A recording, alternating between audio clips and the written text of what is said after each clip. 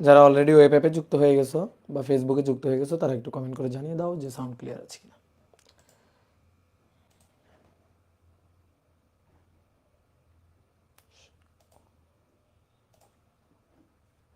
ওকে, তোমাদের কমেন্ট পেয়ে গেছি, ঠিক আছে, সবার সাউন্ড ক্লিয়ার।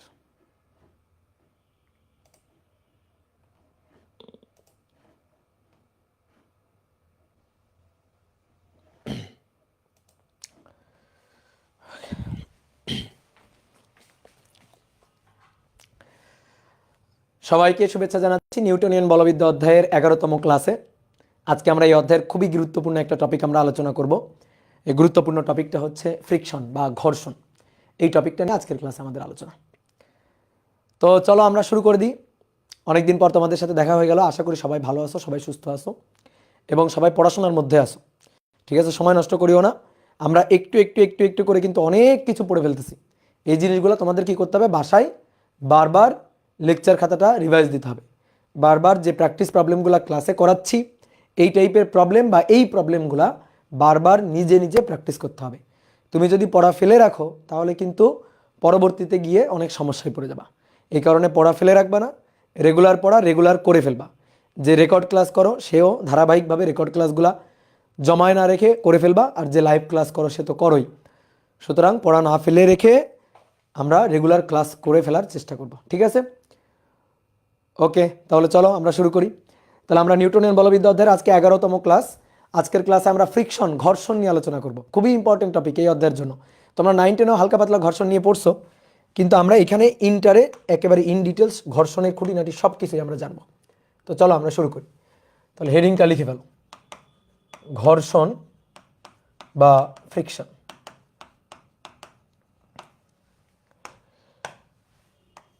তো ঘর্ষণ মূলত 4 ধরনের হয়, 4 ধরনের ঘর্ষণ হয়।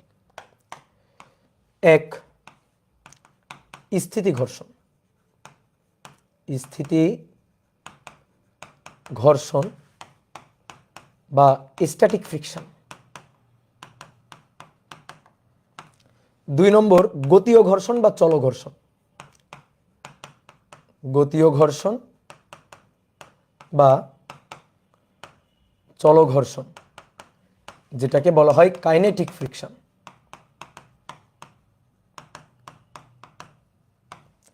3 নম্বরটা হচ্ছে আবর্ত ঘর্ষণ। আবর্ত ঘর্ষণ বা রোটেশনাল ফ্রিকশন। আর একটা হচ্ছে প্রবাহী ঘর্ষণ।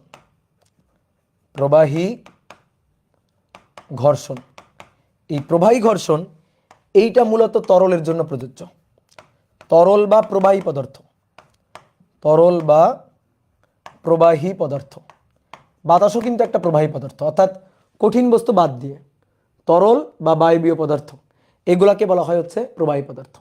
তো এই প্রবাহী পদার্থের ক্ষেত্রে যে ফ্রিকশন সেটাকেই বলা হয় হচ্ছে প্রবাহী ঘর্ষণ।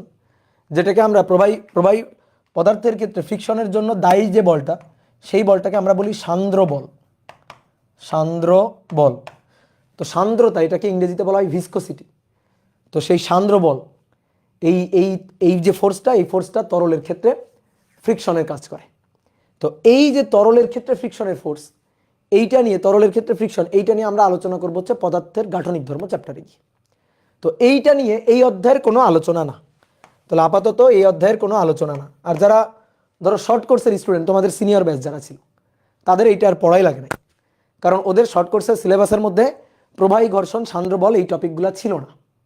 ঠিক আছে, এই কারণে ওদের আর পড়াই লাগে না, বাট তোমাদের কিন্তু পড়া লাগবে। তো আমরা এই অধ্যায়ে মূলত আলোচনা করি হচ্ছে উপরের দুইটা, অর্থাৎ স্থিতি ঘর্ষণ আর চল ঘর্ষণ নিয়ে। ভালো করে একটু বোঝো। কোনো একটা বস্তু কোনো একটা তলে স্থির আছে, তুমি বস্তুটাকে গতিশীল করার জন্য বল প্রয়োগ করছো, তুমি ঠেলছো বস্তুটাকে, অথবা তুমি বস্তুটাকে টানছো, কিন্তু তুমি ওই তল থেকে বস্তুটাকে একটুও সরাইতে পারো নাই, বল প্রয়োগ করে ওই বস্তুটাকে একটুও সরাইতে পারো নাই, তাহলে ওই তলে যে ঘর্ষণ বলটা ক্রিয়া করছে সেটা হচ্ছে স্থিতি ঘর্ষণ। আর যখন কোনো একটা বস্তু কোনো একটা অমসৃণ তলের উপর দিয়ে চলতে থাকবে, তখন যে ফ্রিকশন ফোর্সটা কাজ করবে সেটাকে বলা হবে হচ্ছে চল ঘর্ষণ বা কাইনেটিক ঘর্ষণ। তো আমরা এই অধ্যায়ে এই স্ট্যাটিক ফ্রিকশন আর কাইনেটিক ফ্রিকশন এই দুইটা নিয়ে আলোচনা করব। আবর্ত ঘর্ষণ নিয়ে আমরা আলোচনা করব কিনা, উত্তর হচ্ছে না, এইটা আমাদের একেবারে সিলেবাসের মধ্যেই নাই, সিলেবাসের মধ্যে নাই, এই কারণে আমরা আবর্ত ঘর্ষণ নিয়ে আলোচনা করব না আপাতত। তাহলে আমরা আলোচনা করব উপরের দুইটা নিয়ে, স্থিতি ঘর্ষণ আর চল ঘর্ষণ নিয়ে। এরপরে যখন তোমরা মনে করো যে ইঞ্জিনিয়ারিং পড়বা বা অনার্সে ফিজিক্স নিয়ে পড়বা, তখন তোমরা রোটেশনাল ফ্রিকশন এটা নিয়ে আলোচনা করবা। বিশেষ করে যারা মানে ইঞ্জিনিয়ারিং যারা পড়বা, যারা মেকানিক্যাল ইঞ্জিনিয়ারিং পড়বা, তাদের এই জিনিসগুলো নিয়ে আলোচনা করা লাগবে। কিন্তু আমাদের আপাতত ইন্টারের সিলেবাসের জন্য এই অধ্যায়ের জন্য দরকার হচ্ছে উপরের দুইটা, একটা হচ্ছে স্থিতি ঘর্ষণ আর একটা হচ্ছে চল ঘর্ষণ। তো চলো এবার আমরা একটু ঘর্ষণের আদ্যপান্ত জানার চেষ্টা করি, যে ঘর্ষণের উৎপত্তি কোত্থেকে। ঘর্ষণের উৎপত্তি, যে কোনো একটা তলে যখন কোনো একটা বস্তু গতিশীল হয় বা হতে চায়, গতিশীল হইলেই যে ফ্রিকশন কাজ করবে আর গতিশীল না হলে যে ফ্রিকশন কাজ করবে না, ব্যাপারটা এরকম না। গতিশীল বস্তু হয়নি তাও কিন্তু ফ্রিকশন কাজ করতে পারে। তুমি বল প্রয়োগ করতেছো, তুমি ঠেলতেছো বস্তুটাকে, তুমি তল থেকে বস্তুটাকে গতিশীল করতে পারো না। একটা তলের উপর বস্তু আছে, তুমি ঠেলেও বস্তুটাকে গতিশীল করতে পারো না, তাহলে তখনও কিন্তু ঘর্ষণ বল কাজ করছে। তো তখন যে ঘর্ষণ বলটা কাজ করতেছে ওইটাকে বলা হয় স্থিতি ঘর্ষণ। আর চললে, যখন চলতেছে তখনও যে ঘর্ষণ বলটা কাজ করছে তখনও কিন্তু ঘর্ষণ বল কাজ করে, সেটাকে বলা হচ্ছে চল ঘর্ষণ বা গতীয় ঘর্ষণ। এবার কথা হচ্ছে ঘর্ষণের উৎপত্তি কোথায়। ঘর্ষণের উৎপত্তি হচ্ছে অমসৃণ তলে। অমসৃণ তলে, মসৃণ তলে হবে না, অমসৃণ তলে। তো এই তল বলতে আমরা দুইটা বস্তুর সংস্পর্শ তলকে বুঝবো। যেমন কোনো একটা তলের উপর দিয়ে কোনো একটা বস্তু গতিশীল হবে, তাহলে ঘর্ষণ বল কাজ করবে ওই দুইটা বস্তুর সংস্পর্শ তলে। ওই দুইটা বস্তুর যে সংস্পর্শ তল, হ্যাঁ, যে সারফেসটা কানেক্টিং, যে সারফেসটা, ওইখানে আমাদের ফ্রিকশন ফোর্সটা কাজ করবে। তাহলে বস্তুদ্বয়ের যখন দুইটা বস্তু যখন একটা বস্তু আর একটা বস্তুর তলের উপর দিয়ে গতিশীল হইতে চায়, তখন ওই দুইটা বস্তুর সংস্পর্শ তলে ফ্রিকশন ফোর্স কাজ করে। তাহলে এই অমসৃণ তলে, তো এই অমসৃণ তল হচ্ছে দুইটা বস্তুর সংস্পর্শ তল, দুইটি তলের সংযোগ তল বা দুইটি বস্তুর স্পর্শ তল।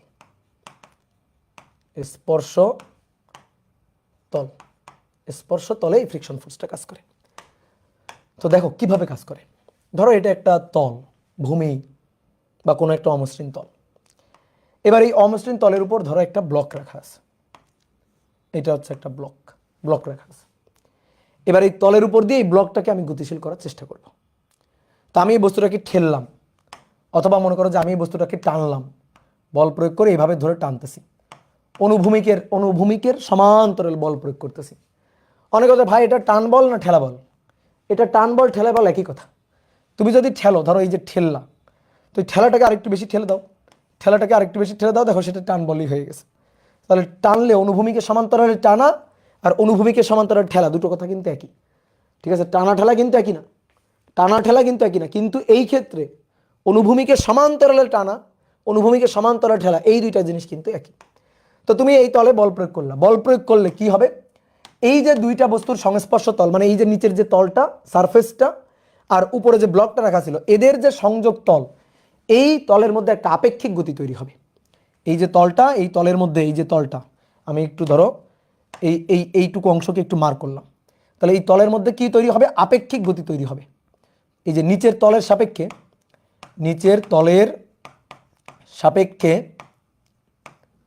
উপরের তলের, এটা নিচের তলের সাপেক্ষে উপরের তলের আপেক্ষিক গতি তৈরি হবে, অথবা উপরের তলের সাপেক্ষে নিচের তলেরও আপেক্ষিক গতি বলা যায়।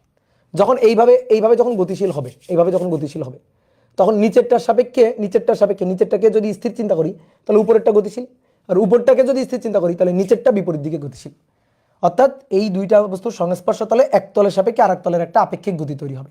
তাহলে নিচের তলের সাপেক্ষে উপরের তলের বা উপরের তলের সাপেক্ষে নিচের তলের আপেক্ষিক গতি তৈরি হবে যখন, বা গতি সৃষ্টি হবে বা হইতে চায়, সৃষ্টি হবে অথবা হতে চাইবে। যখনই এরকম আপেক্ষিক গতি সৃষ্টি হবে বা আপেক্ষিক গতি সৃষ্টি হইতে চাইবে, তখনই এই গতির বিপরীত দিকে ফ্রিকশন কাজ করে। তাহলে ঘর্ষণ বলটা কাজ করবে এই গতির বিপরীত দিকে, তাহলে তখনই উক্ত তলে ঘর্ষণ বল কাজ করবে। এবং এই ঘর্ষণ বলটা কাজ করবে এই আপেক্ষিক গতির বিপরীত দিকে, আপেক্ষিক গতির বিপরীত দিকে। তো দেখো কিভাবে আপেক্ষিক গতির বিপরীত দিকে, তো কিভাবে আপেক্ষিক গতির বিপরীত দিকে এই ঘর্ষণ বলটা কাজ করবে দেখো। এই যে আমি এই জায়গাটুকুকে একটু মার্ক করছি না, তো দুটো বস্তুর সংস্পর্শ তল 100% মসৃণ না, কোনো তলই 100% মসৃণ না। তুমি যদি এই নিচের এই অংশটাকে একটু মাইক্রোস্কোপের নিচে দিয়ে দেখো, ধরো মাইক্রোস্কোপের নিচে নিয়ে গেলাম জাস্ট এই অংশটা, তাহলে এই অংশটাকে যদি আমরা একটু মাইক্রোস্কোপের নিচে নিয়ে যাই তাহলে আমরা এরকম দেখতে পাবো। এই যে এটা হচ্ছে তল আর এইটা হচ্ছে উপরের ব্লকটা, তাহলে এদের যে সংস্পর্শ তল, ধরো এইটুকু জায়গাকে আমি মার্ক করলাম, এবার এইটুকু জায়গাকে একটু জুম করে আঁকবো। এটুকু জায়গাকে যদি আমি একটু জুম করে আঁকি তাহলে আমি নিচের যে তলটা মসৃণ, মানে নিচের যে অমসৃণ তলটা যার উপর দিয়ে ব্লকটা গতিশীল, তো সেই তলটার সেই যে তলটা, এই তলটাকে আমি যদি মাইক্রোস্কোপের নিচে নিয়ে দেখি তাহলে এরকম দেখতে পাবো, এরকম প্রবৃদ্ধি দেখতে পাবো। ঠিক আছে, তুমি যে এই যে মসৃণ বলতেছো বা মসৃণ এরকমভাবে আঁকছো, বাস্তবে এরকম না। তুমি যদি এটাকে জুম করে দেখো তাহলে জুম করে দেখলে দেখবা এরকম পাহাড় পাহাড় পাহাড় পাহাড় দেখা যাবে। ঠিক আছে, এটা জুম করা হয়েছে, কয়েক লক্ষ গুণ জুম করা হয়েছে মাইক্রোস্কোপের নিচে দিয়ে। ক্লিয়ার? এইবার আসো উপরের যে তলটা, উপরে যে ব্লকটা আমি রাখছি, তলের উপর যে ব্লকটা রাখছি, তাহলে ব্লকের যে নিচের তলটা, সেই তলটাকেও যদি আমি মাইক্রোস্কোপের নিচে দিয়ে দেখি তাও এরকম প্রবৃদ্ধির মতো দেখা যাবে। তাহলে তখনও এরকম প্রবৃদ্ধির মতো দেখা যাবে। তাহলে চিন্তা করো ওইটারও এরকম প্রবৃদ্ধির মতো দেখা যাবে। ঠিক আছে, এবার যদি দুইটা তলকে পরস্পরের সাথে স্পর্শ করায় রাখি এইভাবে, তাহলে কি হবে? এই নিচের তলের এই যে প্রবৃদ্ধি অংশগুলা, এইটা উপরের তলের এই প্রবৃদ্ধি অংশগুলার এই খাসকাটা অংশগুলোর মধ্যে ঢুকে বসে থাকবে। ঠিক আছে, খাসকাটা অংশগুলোর মধ্যে ঢুকে এরকম বসে থাকবে, এই যে এরকম হয়ে যাবে। তাহলে দেখা যাবে এরকম হয়ে বসে আছে।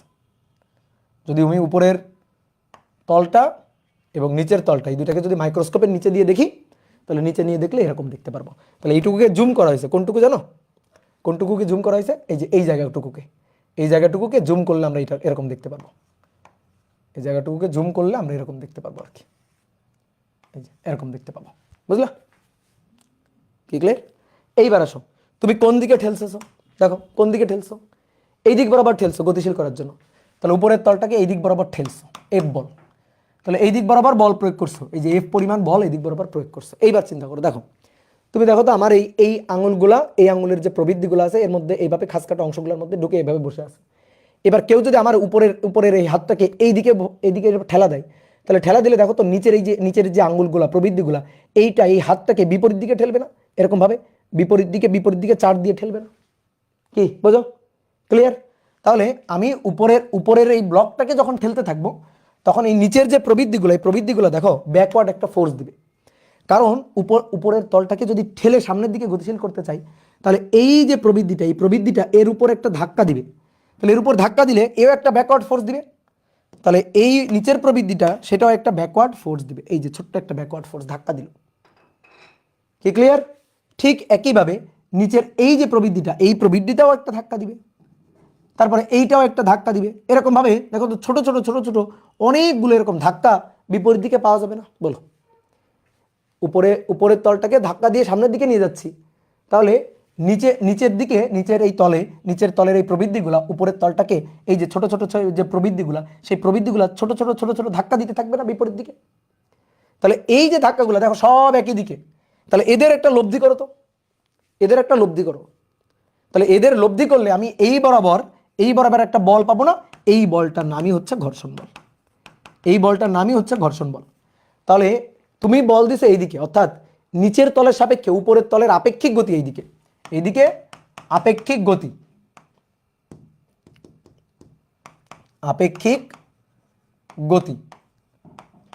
গতি সৃষ্টি হয় বা হইতে চাই। তাহলে এই আপেক্ষিক গতির বিপরীত দিকে ফ্রিকশন। তো সেই কথাটা আমরা লিখছিলাম যে যেদিক বরাবর আপেক্ষিক গতি থাকবে আপেক্ষিক গতির বিপরীত দিকে ফ্রিকশনটা কাজ করবে। ঠিক ক্লিয়ার? ওকে, তাহলে এই হচ্ছে আমাদের ফ্রিকশন ফোর্সের ঘটনা, যে ফ্রিকশনের উৎপত্তি কোথায়। তুমি যদি খেয়াল করো, একটু ডিরেকশনটা চেঞ্জ করে দিলাম, ধরো এই বলটা এবার এই দিক বরাবর, ধরো তুমি উপরের ব্লকটাকে এবার এদিক বরাবর নিয়ে যাচ্ছ, তাহলে নিচের এই যে ছোট খাস প্রবৃদ্ধিগুলা, সেই প্রবৃদ্ধিগুলা তখন ঠেলবে এইদিকে বিপরীত দিকে। তাহলে তুমি যখনই এই দিক বরাবর গতিশীল করতে চাইবা ফ্রিকশন কাজ করবে এই দিক বরাবর। তাহলে দেখো উপরের এই যে বস্তুটা নিচের তলের সাপেক্ষে এই দিক বরাবর চলতে চাইলে বা চলতে শুরু করলে ফ্রিকশন কাজ করবে এই বরাবর। যদি বস্তুটা এই দিক বরাবর চলতে চায় তখন ফ্রিকশন কাজ করবে এই বরাবর। অর্থাৎ ফ্রিকশন কাজ করবে সবসময় আপেক্ষিক গতির বিপরীতে। ওকে, তাহলে মাথায় থাকবে। এইবার আসো, ফ্রিকশন মোটামুটি বুঝলাম, এবার ফ্রিকশন ফোর্সের হিসাব কিভাবে করব। ঘর্ষণ বলের উৎপত্তি বুঝলাম, এবার এই ঘর্ষণ বলের হিসাব কিভাবে করব। ঘর্ষণ বলের হিসাবটা আমরা কিভাবে করতে পারি। তাহলে তোমার প্রথমে বুঝতে হবে ঘর্ষণ বলটা এটা কোন কোন বিষয়ের উপর নির্ভরশীল। ধরো আমি তোমাকে বললাম যে দুটো বস্তুর এই যে সংস্পর্শ তল, এই সংস্পর্শ তলে ফ্রিকশন বেশি হবে কখন, কম হবে কখন। তাহলে তুমি কি বলবা? দেখো একেবারে ছোট একটা বাচ্চাও কিন্তু এই কথাটা বলতে পারবে, ভাই যত তল অমসৃণ থাকবে ফ্রিকশন তত বেশি কাজ করবে। যত তল অমসৃণ থাকবে ফ্রিকশন তত বেশি কাজ করবে। মনে করো একেবারে মসৃণ তল, মসৃণ রাস্তা, তাহলে ফ্রিকশন খুবই কম হবে, ঠিক আছে। আর মোটামুটি মনে করো যে পিচ ঢালাই করা রাস্তা আর কি, পিচের রাস্তা, বেশ ভালোই ফ্রিকশন থাকে। তাহলে যে তল যত বেশি অমসৃণ সেই তলে তত বেশি ফ্রিকশন কাজ করবে। তাহলে এই কথা কিন্তু তুমি বলতে পারবা। এইবার আরেকটা জিনিস দেখো, খেয়াল করো, আমি একটু চিত্র এঁকে বুঝাই। এইটা হচ্ছে তল, এর উপর এই যে একটা ব্লক রাখা হয়েছে। এবার আমি নিচের তলের সাপেক্ষে এই ব্লকটাকে এইদিকে ঠেলে গতিশীল করতে চাই, এই পরিমাণ বল দিলাম। তাহলে আমরা একটা জিনিস দেখি, এই বস্তুটার উপর, এই বস্তুটা উপরের এই বস্তুটা, এর উপর ক্রিয়ারত আর কোন কোন বল আছে, সবগুলো বলকে একটু অ্যানালাইসিস করি। তাহলে এইটা আমরা প্রযুক্ত করলাম, এটা হচ্ছে আমাদের প্রযুক্ত বল, অর্থাৎ গতি সৃষ্টিকারী বল, যে বলের কারণে আপেক্ষিক গতি সৃষ্টি হবে বা হইতে চাইবে, ঠিক আছে। বল প্রয়োগ করে গতিশীল করতে পারবো এর কোনো গ্যারান্টি নেই, নাও করতে পারি। তাহলে আমরা এই বল প্রয়োগ করে বস্তুকে গতিশীল করতে চাই, আর মনে করো যে বল প্রয়োগ করে গতিশীল করতে পারলে তো পারছি। এবার এর উপরে আর কোনো বল কাজ করছে কিনা, করছে, ওজন, নিচের দিকে ওজন কাজ করছে mg। তাহলে পৃথিবী এই বস্তুটাকে নিচের দিকে টানতেছে। এবার দেখো এই উপরের ব্লকটা এটা একটা তলে রাখা আছে, তাহলে কোনো বস্তু যদি একটা তলে রাখা থাকে তাহলে সেই তলের একটা অভিলম্বিক, তলের লম্ব বরাবর একটা অভিলম্বিক প্রতিক্রিয়া বল কাজ করবে। ওকে, তাহলে এই তিনটা বল কিন্তু আমরা পাইলাম। আর কোনো বল কি আছে? একটু আগেই তো তোমার বুঝাইলাম যে তুমি এই তলটা মসৃণ তল না, যদি মসৃণ তল হইতো আর কোনো বল নেই, যদি আমরা মসৃণ তল ধরতাম আর কোনো বল নেই, কিন্তু অমসৃণ তল, তাহলে অমসৃণ তল এখানে আরো একটা বল আছে, কোন বল? ঘর্ষণ বল। কোন দিকে কাজ করবে? এই যে তুমি যেদিকে ঠেলে নিয়ে গতিশীল করতে চাইতেছো, তাহলে ফ্রিকশন ফোর্স ওই তলে তার বিপরীত দিকে কাজ করবে। ফ্রিকশন ফোর্স ওই তলে তার বিপরীত দিকে কাজ করবে, তাহলে ফ্রিকশন ফোর্স কাজ করবে এখানে। তাহলে এই গতির যেদিকে গতি সৃষ্টি হবে বা হইতে চাইবে তার বিপরীত দিকে ফ্রিকশন কাজ করবে। আমরা ফ্রিকশনকে ছোট হাতের এফ দিয়ে লিখব, ঠিক আছে। এইবার ফ্রিকশন ফোর্সটাকে আমরা এখানেও লিখতে পারি, আর যেহেতু সবগুলো বলের ক্রিয়াবিন্দু মাঝখানে আঁকছি এই কারণে আমি একটা কাজ করব, ফ্রিকশন বলকে এখানে লিখলে কোনো সমস্যা নেই, কিন্তু যেহেতু সবগুলো বলের ক্রিয়াবিন্দু মধ্যবিন্দু থাকছি এই কারণে আমরা এই ফ্রিকশন ফোর্সটাকে উঠাই নিয়ে এখানে নিয়ে লিখব। এটা হচ্ছে আমাদের ফ্রিকশন ফোর্স এফ। ওকে, এইবার শোনো, এই তলের অভিলম্বিক প্রতিক্রিয়া আর ফ্রিকশন ফোর্সটা হচ্ছে এফ। এই অভিলম্বিক প্রতিক্রিয়া সবসময় তলের লম্ব বরাবর কাজ করবে, কিন্তু সবসময় তলের কি লম্ব বরাবর কাজ করবে অভিলম্বিক প্রতিক্রিয়া। আর ফ্রিকশন ফোর্স হচ্ছে আপেক্ষিক গতি যেদিকে ঠিক তার বিপরীত দিকে। এই কথা কিন্তু একেবারে ধ্রুব সত্যি কথা। এইবার আসো, এই যে ঘর্ষণ বল এবং অভিলম্বিক প্রতিক্রিয়া এর অনুপাত দেখা যায় যে কোনো একটা নির্দিষ্ট তলের ক্ষেত্রে সর্বদাই কনস্ট্যান্ট। কোনো নির্দিষ্ট একটা তলের ক্ষেত্রে, নির্দিষ্ট এক জোড়া তলের ক্ষেত্রে, একটা তল না, নির্দিষ্ট এক জোড়া তলের ক্ষেত্রে, অর্থাৎ নিচের যে তলটা, নিচের যে সারফেসটা, রাস্তার যে সারফেস আর ব্লকের যে সারফেস, এদের এই সংস্পর্শ তলের জন্য, এই সংস্পর্শ একই সংস্পর্শ তলের জন্য এফ এবং আর এর অনুপাত একটা ধ্রুব সংখ্যা থাকে। তাহলে এক জোড়া সংস্পর্শ তলের জন্য দেখা যায় এক জোড়া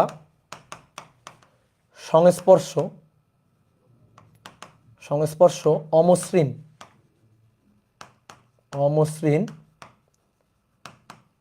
তলের জন্য ঘর্ষণ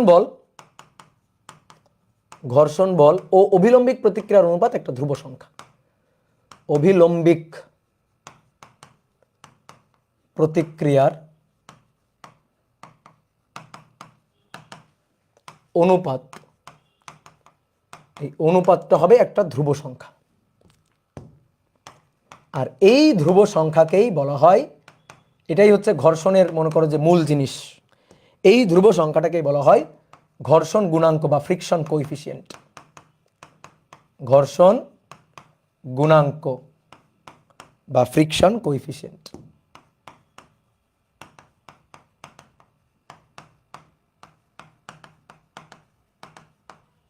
ওকে, এই ফ্রিকশন কোএফিসিয়েন্টকে লেখা হয় মিউ দিয়ে। কি দিয়ে লেখা হয়? মিউ, ছোট্ট করে মিউ দিয়ে লেখা।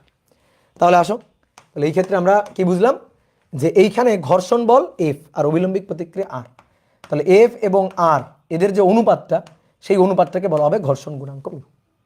মানে ব্যাপারটা হচ্ছে কি, দেখো আমরা এইভাবে ধরো যাব না, আসো আমরা ফিল করি।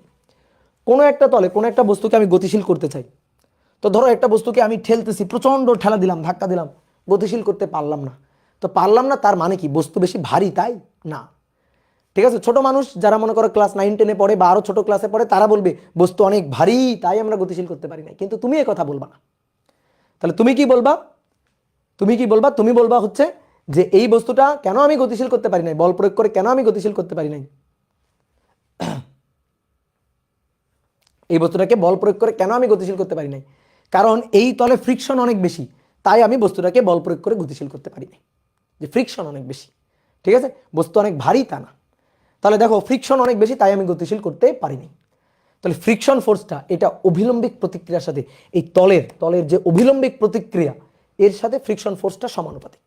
তাহলে অভিলম্বিক প্রতিক্রিয়া আর ফ্রিকশন ফোর্স এরা পরস্পরের সাথে সমানুপাতিক। তাহলে এই সমানুপাতিক চিহ্ন উঠাই দিয়ে একটা ধ্রুবক নিয়ে আসবো, এই ধ্রুবকটাকেই আমরা বলবো ঘর্ষণ গুণাঙ্ক বা ফ্রিকশন কোএফিসিয়েন্ট।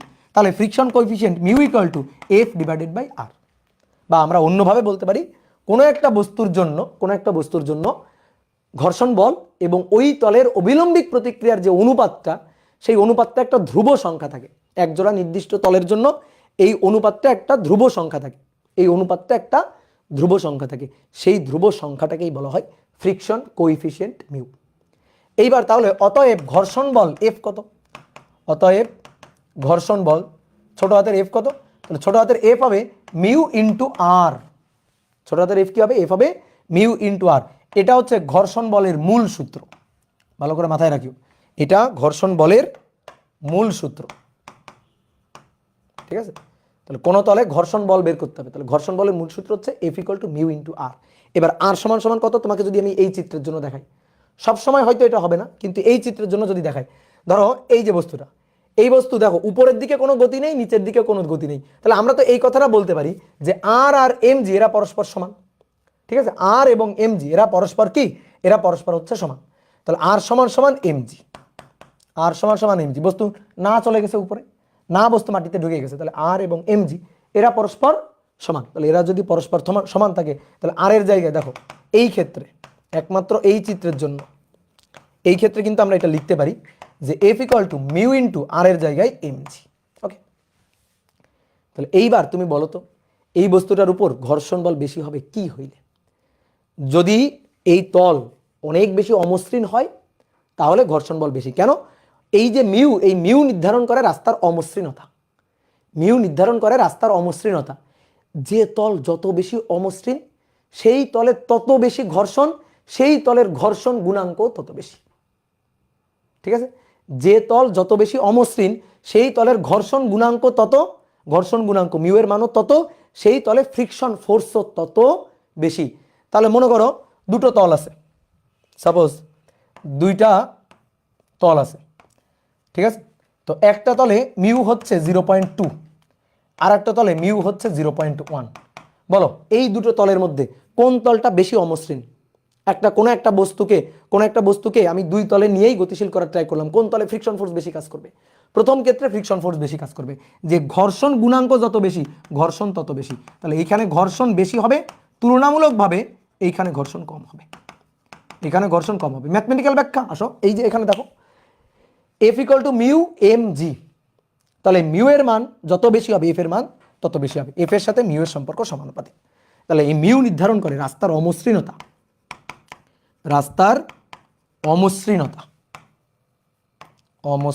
বা তলের সংস্পর্শ তলের অমসৃণতা নির্ধারণ করে, বুঝলাম? যেমন মনে করো একটা মাটির রাস্তা, তো তো স্বাভাবিক অবস্থায় মাটির রাস্তায় ফ্রিকশন হচ্ছে ধরো 0.2। এবার ধরো বৃষ্টি হয়েছে, তো তুমি বলো তো বৃষ্টি হইলে ফ্রিকশন ফোর্সটা কম হবে না বেশি হবে? বৃষ্টি হলে দেখবা অনেক সময় তুমি হাঁটতে গিয়ে পিছল খেয়ে পড়ে যাবা, ঠিক আছে? অনেক সময় মনে করো যে টাকি মাছ, শোল মাছ ধরে ফেলবা। তো কেন কেন পিছলাই পড়ে গেলা কেন? কারণ বৃষ্টি হয়ে রাস্তা বেশি মসৃণ হয়ে গেছে, স্যাঁতসেঁতে হয়ে গেছে, তাহলে তখন ফ্রিকশন অনেক কমে গেছে, ঠিক আছে? তাহলে স্বাভাবিক অবস্থায় ফ্রিকশন ছিল ধরো 0.2, শুকনো অবস্থায়, ড্রাই অবস্থায়। তাহলে যখন বৃষ্টি হয়েছে তখন ফ্রিকশন কমে গেছে, ফ্রিকশন হয়ে গেছে ধরো 0.1, মানে ফ্রিকশন কোএফিসিয়েন্ট হয়ে গেছে 0.1। কি ক্লিয়ার? তাহলে এই হচ্ছে ঘটনা। তাহলে রাস্তার অমসৃণতা নির্ধারণ করে, যে রাস্তা যত বেশি অমসৃণ, যে সংস্পর্শতল যত বেশি অমসৃণ, মিউ এর মান তত বেশি।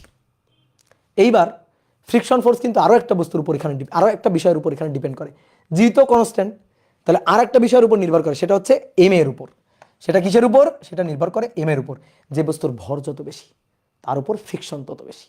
তাহলে ভারী বস্তুর, ভারী ধরো দুইটা বস্তু আছে আমার কাছে, একটা বস্তু ভারী, আমি একই তলে রাখছি, ধরো আমার বাসার এই যে মেঝে, এই মেঝেতে আমি দুইটা বস্তু রাখছি, একটা 10 কেজি ভরের ব্লক রাখছি, আর একটা মনে করো 50 কেজি ভরের একটা আলমারি রাখছি বা একটা ব্লক রাখছি, কাঠের ব্লক রাখছি।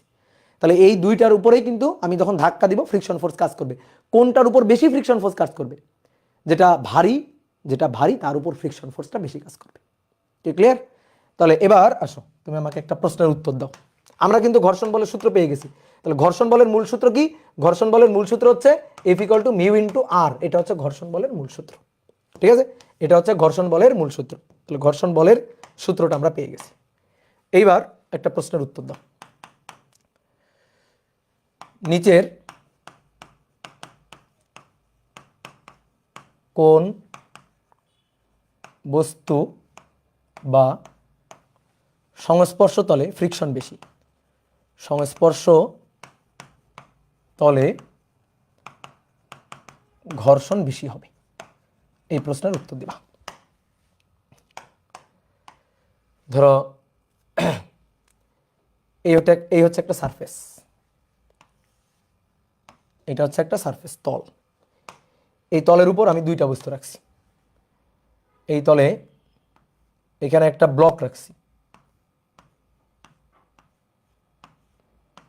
একটা ব্লককে রাখছি, আর এখানে মনে করো একটা ম্যাট্রিক্স, ওই যে বিছানোর উপর দেওয়ার জন্য যে ম্যাট্রিক্স আছে না, সেরকম একটা ম্যাট্রিক্স রাখছি, ফোম দিয়ে তৈরি করা। ধরো এটা ফোম দিয়ে তৈরি করা। দুটোকেই তুমি ধরো তোমার বাসার যে মেঝে, সেই মেঝেতে তুমি রাখছো দুইটাকেই। তো এবার এইটার ভর, এই যে বস্তুটা, এটার ভর হচ্ছে 15 কেজি, আর এইটার ভর হচ্ছে 10 কেজি। আচ্ছা আর একটু কমাই দিই, ধরো 6 কেজি এটার ভর। এটা 15 কেজি আর এটা ফোম দিয়ে তৈরি, এটার ভর ধরো তারপরও 6 কেজি।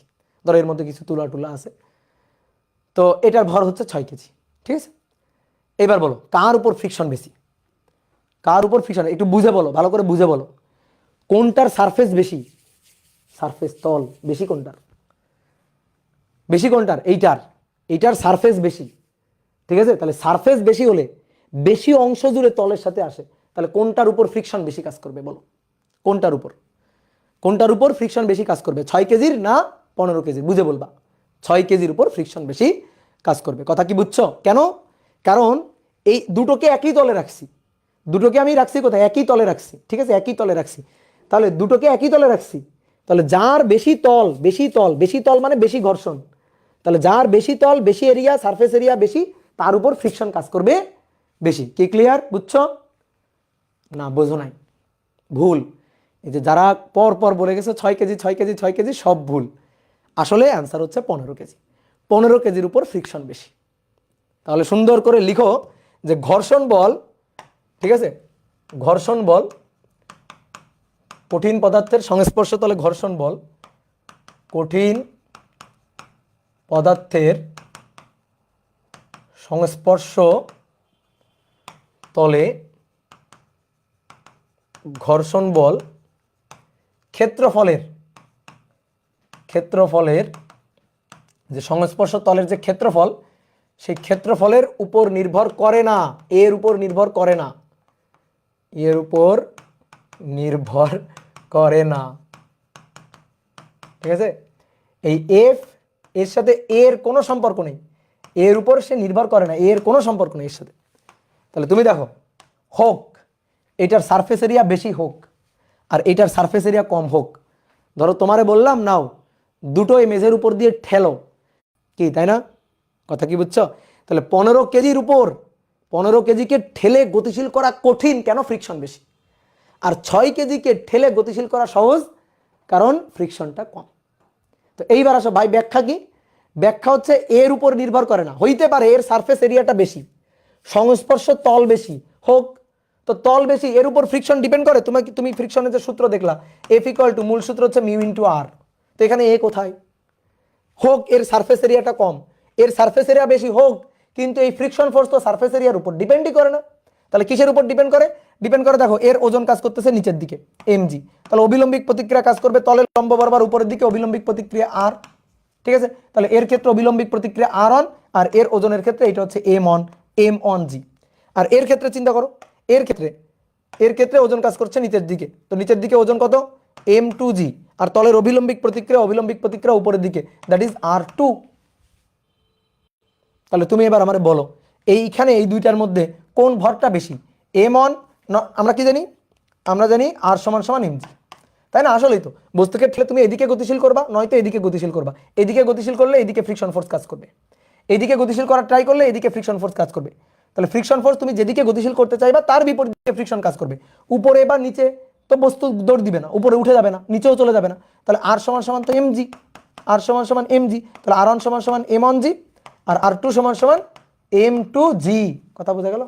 এবার এখানে সূত্র বসাও, তাহলে অতএব f ইকুয়াল টু মিউ আর, আর মানে mg। তো ধরে নিলাম যে এই দুইটা এই যে এর আর এই যে তল, নিচের যে তলটা, এদের যে মানে কন্টাক্ট সারফেস যেটা, সেইখানে ফ্রিকশন মানে ফ্রিকশন কোএফিসিয়েন্ট যা এটার আর এর কন্টাক্ট সারফেস যেটা, এদেরও ফ্রিকশন কোএফিসিয়েন্ট সেম। তাহলে ফ্রিকশন কোএফিসিয়েন্ট যদি সেম হয়, মিউ যদি সেম হয়, মিউ সেম থাকলে ফ্রিকশন ফোর্স এফ এটা এম এর সমানুপাতিক। বুঝলা? এটা এম এর সমানুপাতিক। তাহলে সংস্পর্শ তলের ক্ষেত্রফলের উপর ফ্রিকশন ফোর্স নির্ভর করে না, তাহলে ভরের উপর নির্ভর করে। যেটার ভর বেশি সে বেশি ভারী, তার উপর ফ্রিকশন ফোর্স বেশি, এই কারণে গতিশীল করা কঠিন।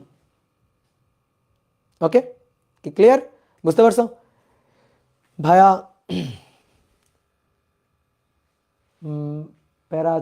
প্যারাচুর ক্ষেত্রে কি হবে বুঝলাম না, ওই ক্ষেত্রে ফ্রিকশন এরিয়ার উপর নির্ভর করে কিনা?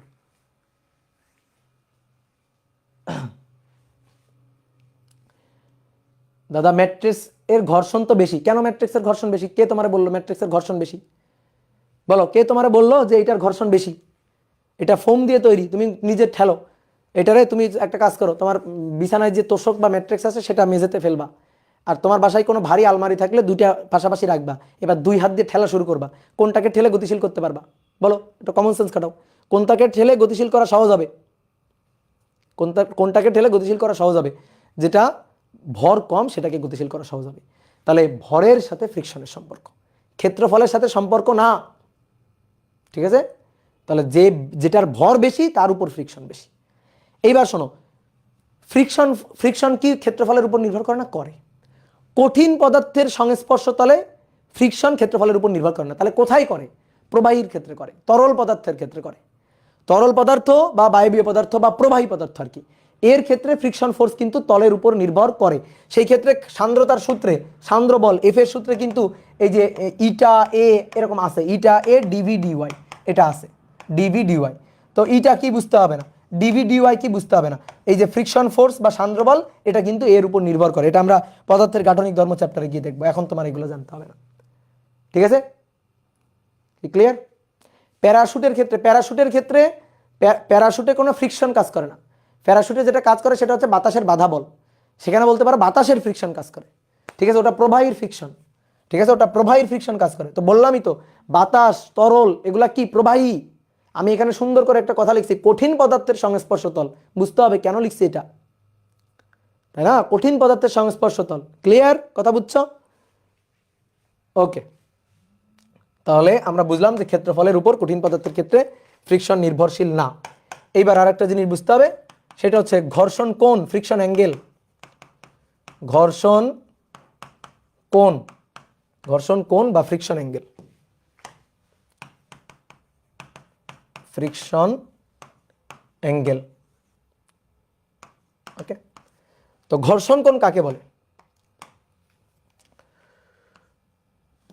ঘর্ষণ বল, বস্তুর উপর ক্রিয়ারত ঘর্ষণ বল এবং অভিলম্বিক প্রতিক্রিয়ার লব্ধি, অভিলম্বিক প্রতিক্রিয়ার, অভিলম্বিক প্রতিক্রিয়ার লব্ধি ঘর্ষণ বলের সাথে যে কোণ তৈরি করে, ঘর্ষণ বলের সাথে যে কোণ তৈরি করে তাকে ফ্রিকশন অ্যাঙ্গেল বা ঘর্ষণ, তাকে ঘর্ষণ কোণ বলে, তাকে ফ্রিকশন অ্যাঙ্গেল বা ঘর্ষণ কোণ বলে। তাহলে দেখো এটা হচ্ছে তল, এই তলে এই যেটা হচ্ছে বস্তু ছিল, ব্লকটা রাখা ছিল, তাহলে আমি বল প্রয়োগ করে এটাকে গতিশীল করার চেষ্টা করলাম, এই বল প্রয়োগ করে গতিশীল করার চেষ্টা করলাম। এই বস্তুর ওজন কাজ করছে কোন দিকে? নিচের দিকে, দ্যাট ইজ mg। অভিলম্বিক প্রতিক্রিয়া কোন দিকে? উপরের দিকে, অভিলম্বিক প্রতিক্রিয়া r। তাহলে আমি এই দিক বরাবর গতিশীল করতে চাইতেছি, তাহলে এই দিক বরাবর গতি সৃষ্টি করতে চাইতেছি, তাহলে ফ্রিকশন ফোর্স কাজ করবে তার বিপরীত দিকে, এই যে ফ্রিকশন ফোর্স ছোট হাতের f। তাহলে উপরে কি বলা হয়েছে? ফ্রিকশন ফোর্স এবং অভিলম্বিক প্রতিক্রিয়ার, তো এইটা হচ্ছে অভিলম্বিক প্রতিক্রিয়া আর এইটা হচ্ছে ফ্রিকশন ফোর্স, এই দুটোর লব্ধি, এইটা বা এইটা না কিন্তু, তাহলে ফ্রিকশন ফোর্স এবং অভিলম্বিক প্রতিক্রিয়া, এইটা আর এইটা, এই দুটোর লব্ধি অভিলম্বিক প্রতিক্রিয়ার সাথে যে কোণ তৈরি করে, সরি এই এই ঘর্ষণ বলের সাথে যে কোণ তৈরি করে, ঘর্ষণ বল, এটা ভুল লিখছি, অভিলম্বিক প্রতিক্রিয়ার সাথে হবে, এটা ভুল লিখে ফেলছি, হ্যাঁ তাই তো বলি, ঘর্ষণ বলের সাথে না, অভিলম্বিক প্রতিক্রিয়ার সাথে, সরি এটা হবে অভিলম্বিক প্রতিক্রিয়ার সাথে, নর্মাল রিয়াকশন, অভিলম্বিক প্রতিক্রিয়া, একটু ঠিক করো, বুঝলা, বয়স হয়ে গেলে যা হয় আর কি। অভিলম্বিক প্রতিক্রিয়ার সাথে, প্রতিক্রিয়ার সাথে যে কোণ তৈরি করে, তাহলে কোনটা কোনটা লব্ধি? ঘর্ষণ বল এবং অভিলম্বিক প্রতিক্রিয়ার লব্ধি। ওকে, তাহলে ঘর্ষণ বল এবং অভিলম্বিক প্রতিক্রিয়ার লব্ধি পাওয়া যাবে কিভাবে? এই দুটো নিয়ে একটা সামান্তরিক আঁকবো, সামান্তরিক আঁকলে ওই সামান্তরিকের যে কর্ণটা হবে সেই কর্ণটাই হবে এদের লব্ধি, এই যে কর্ণটা, এই কর্ণ বরাবরই থাকবে এদের লব্ধি, এই লব্ধি অভিলম্বিক প্রতিক্রিয়ার সাথে যে কোণ তৈরি করে, এই যে অভিলম্বিক প্রতিক্রিয়া তার সাথে ধরো থিটা কোণ তৈরি করলো, অভিলম্বিক প্রতিক্রিয়ার সাথে থিটা কোণ তৈরি করলো, এর কি, এর ট্যানজেন্টকে অভিলম্বিক প্রতিক্রিয়ার সাথে যে কোণ তৈরি করে, যে কোণ তৈরি করে তাকে তাকে ঘর্ষণ কোণ বলে, অভিলম্বিক প্রতিক্রিয়ার সাথে যে কোণ তৈরি করে তাকে ঘর্ষণ কোণ বলে। তাহলে অভিলম্বিক প্রতিক্রিয়ার সাথে কোন কোণ তৈরি করছে? থিটা, থিটা কোণ তৈরি করছে, থিটা, এটাই হচ্ছে আমার ঘর্ষণ কোণ, এটাই হচ্ছে ঘর্ষণ কোণ। তাহলে আরেকবার বলি আসো, তাহলে কোন একটা তলে এই হচ্ছে বস্তুটা আছে, এই বস্তুটার উপর আমি বল প্রয়োগ করলাম এফ, বস্তুর ওজন কাজ করছে নিচের দিকে, পৃথিবী তাকে টানছে, অভিলম্বিক প্রতিক্রিয়া উপরের দিকে, আর এই দিক বরাবর ফ্রিকশন কাজ করবে। তাহলে এই দুটোর যদি আমরা লব্ধি চিন্তা করি, এই দুটোর লব্ধি, এইগুলা বাদ, আমরা এই দুইটার যদি লব্ধি চিন্তা করি, যদি লব্ধি হিসাব করি, তাহলে এই দুইটার লব্ধি অভিলম্বিক প্রতিক্রিয়ার সাথে যে কোণ তৈরি করে ওটারই বলা হয় ফ্রিকশন অ্যাঙ্গেল বা ঘর্ষণ কোণ। তাহলে আমরা এই কোণটা বের করতে চাই, এই কোণের হিসাবটা করতে চাই, কেমনে?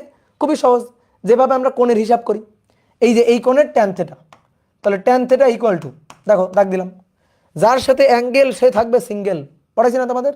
কোনটা কার সাথে? আর এর সাথে, তাহলে আর থাকবে নিচে নিচে সিঙ্গেল, বাকিটা কি? বাকিটা এফ, আর এফ আর আর এর মধ্যবর্তী কোণ কত? 90 ডিগ্রি, এফ আর আর এর মধ্যবর্তী কোণ কত? 90 ডিগ্রি, তাহলে বাকিটা এফ, উপরে তার সাইন 90, ট্যান যেভাবে লিখি ট্যান সাইন বাই কজ, তাহলে সাইন 90 আর নিচে হবে এফ কজ 90, কজ 90 0 আর সাইন 91, তাহলে অতএব ট্যান থিটা ইকুয়াল টু ভাই এফ ডিভাইডেড বাই আর। এটা নর্মালি এমনিই বোঝা যায়, এটা এমনি আমরা বুঝতে পারি। কিভাবে বুঝতে পারি? একটা ত্রিভুজ আঁকলেই তো হয়ে যায়, একটা ত্রিভুজ আঁকো, এই যে ত্রিভুজ, ত্রিভুজ যদি চিন্তা করি এই কোণটা থিটা, তো এটা যদি এফ হয়, এটা যদি এফ হয়, তাহলে এটাও তো এফ, তাহলে tan theta equal to F divided by R, tan theta equal to F divided by R.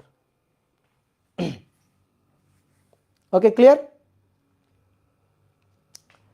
ওকে, তাহলে এই হচ্ছে আমাদের হিসাব নিকাশ, এই হচ্ছে আমাদের হিসাব নিকাশ। ওকে, এইবার দেখো এইখান থেকে আমরা ঘর্ষণ কোএফিসিয়েন্ট অর্থাৎ ঘর্ষণ গুণাঙ্ক এর কিন্তু আরেকটা সংজ্ঞা দিতে পারি, বলো তো পারি কিনা?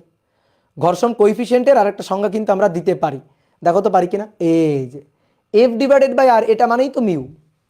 তাহলে ট্যান থেটা এটা equal to F divided by R, এটা মানে কি ছিল দেখো তো, এফ ডিভাইডেড বাই আর মানে কি ছিল, মিউ।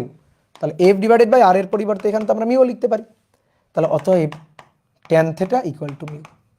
তাহলে এইবার দেখো আমরা এইখান থেকে ঘর্ষণ কোএফিসিয়েন্ট, ঘর্ষণ গুণাঙ্কের আর একটা সংজ্ঞা দিতে পারি, যে ঘর্ষণ কোণের ট্যানজেন্টকে, ঘর্ষণ কোণ থেটা, তাহলে ঘর্ষণ কোণের ট্যানজেন্টকে, ট্যানজেন্টকে ঘর্ষণ গুণাঙ্ক বলে, ঘর্ষণ গুণাঙ্ক বলে। বলো বুঝতে পারছো? দেখো মিল বুঝতে পারছো কিনা, কি ক্লিয়ার? একজন বলছে এটা খাই নাকি মাথায় দেয়, একটু পরে, আগে সব কিছু রেডি করি তারপরে খাই নাকি মাথায় দেয় তোমার বুঝাচ্ছি।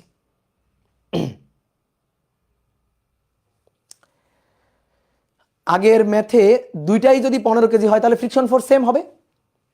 আগের ম্যাথে একজন প্রশ্ন করছো ভাই আগের ম্যাথে দুটাই 15 কেজি হলে, তো চিন্তা করো, তুমি একটু নিজে চিন্তা করো না, যদি মিউ সেম থাকে, মিউ যদি সেম হয় আর এম যদি 15 কেজি হয় দুটার, তাহলে তুমি নিজেই বলো, আমাকে জিজ্ঞেস করার দরকার আছে ফ্রিকশন ফোর্স কি হবে? ফ্রিকশন ফোর্স সেম হবে, তাই না? ওকে, ঠিক আছে। তাহলে আমরা মোটামুটি সব কিছু রেডি করলাম। তাহলে আমি তোমার আরেকবার বলি কি কি রেডি করলাম। আমরা প্রথমে দেখলাম ঘর্ষণটার উৎপত্তি কোথায়। তো ঘর্ষণের উৎপত্তি দেখলাম যে দুটো বস্তুর যে কন্টাক্ট সারফেস, সংস্পর্শ তল, সেই সংস্পর্শ তল, এটাকে ইংরেজিতে বলা হয় কন্টাক্ট সারফেস, কন্টাক্ট সারফেস, ঠিক আছে, কন্টাক্ট সারফেস। তাহলে কন্টাক্ট সারফেসে ঘর্ষণের উৎপত্তি। তো ঘর্ষণের উৎপত্তি কিভাবে সেটা দেখলাম। তারপরে আমরা কোন একটা বস্তুর ঘর্ষণ গুণাঙ্কটা হিসাব করলাম, ঘর্ষণ গুণাঙ্ক কি, ঘর্ষণ বলের সূত্র কি, সেইটা আমরা দেখলাম। তাহলে ঘর্ষণ গুণাঙ্ক হচ্ছে তলের অমসৃণতা, যে তল যত বেশি অমসৃণ সেই তলের ঘর্ষণ গুণাঙ্ক তত বেশি। এবার তারপরে আমরা জানলাম হচ্ছে ক্ষেত্রফলের উপর নির্ভর করে কি করে না, এটা নিয়ে অনেকের কনফিউশন, অনেকে ভাবে কি যত বেশি সংস্পর্শ তল ফ্রিকশন মনে হয় তত বেশি, মিথ্যা কথা। যত বেশি সংস্পর্শ তল ফ্রিকশন তত বেশি না। ধরো একটা বিছানার চাদর তুমি মেঝের উপর পাতে রাখছো, তাহলে বিছানার চাদর বেশি এলাকা জুড়ে আছে, ওই বিছানার চাদরটাকে যদি মনে করো একটা পিচ্ছি একটা পোলা ধরো টান দিয়ে নিয়ে গেল, তাহলে খুব সহজে সরাই ফেলতে পারলো। তাহলে বেশি সারফেস জুড়ে আছে, তার উপর ফ্রিকশন বেশি হইলে টান দিয়ে গতিশীল করা গেল, খুবই সহজে গতিশীল করা গেল কিভাবে? তাহলে ওর উপর ফ্রিকশন ফোর্স বেশি না। কিন্তু তুমি মনে করো ছোট্ট একটা তলের ক্ষেত্রফল কম, তো একটা বস্তু রাখছো কিন্তু অনেক বেশি ভার, অনেক বেশি ভর, তাহলে সেই ক্ষেত্রে তার উপর ফ্রিকশন কাজ করবে বেশি। তাহলে ফ্রিকশনটা নির্ভর করে দুইটা জিনিসের উপর। একটা হচ্ছে ঘর্ষণ গুণাঙ্ক, যে তল যত বেশি অমসৃণ সেই তলের ফ্রিকশন ফোর্স বেশি, আর একটা হচ্ছে ভরের উপর নির্ভর করে, আর জি তো কনস্ট্যান্ট, তাহলে ক্ষেত্রফলের উপর নির্ভর করে না, সেইটা আমরা দেখলাম। আর তারপর আমরা ঘর্ষণ কোণটা নিয়ে আলোচনা করলাম, এবং তারপরে লাস্টে পাইলাম ঘর্ষণ কোণের সাথে ঘর্ষণ গুণাঙ্কের একটা সম্পর্ক। তাহলে আমরা মোটামুটি সূত্র রেডি করে রাখলাম। এইবার আসুন, দুই ধরনের ঘর্ষণ বল, স্থিতি ঘর্ষণ আর চল ঘর্ষণ।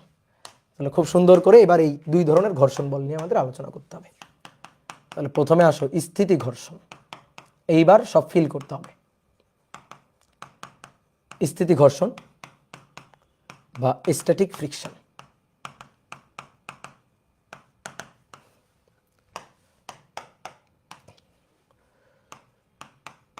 দুইটি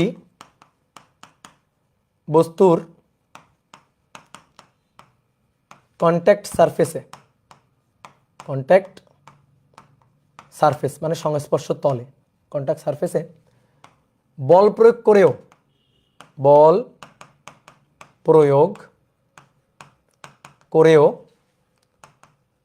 তুমি বস্তুকে গতিশীল করতে পারলা না, বস্তুকে গতিশীল করতে পারলে না। তাহলে গতিশীল করতে পারলে না মানে আপেক্ষিক কোনো গতি নেই, আপেক্ষিক গতি শূন্য, আপেক্ষিক গতি শূন্য। তাহলে যতক্ষণ আপেক্ষিক গতি রিলেটিভ ভেলোসিটি যতক্ষণ শূন্য থাকবে ততক্ষণ ওই বস্তুর উপর তলের যে ঘর্ষণ বলটা কাজ করবে, ততক্ষণ বস্তুর উপর তোমার প্রযুক্ত বলের বিপরীতে, প্রযুক্ত বলের বিপরীতে ক্রিয়ারত ঘর্ষণ বলটা স্থিতি ঘর্ষণ বল, ক্রিয়ারত ঘর্ষণ বলই স্থিতি ঘর্ষণ। স্থিতি ঘর্ষণ।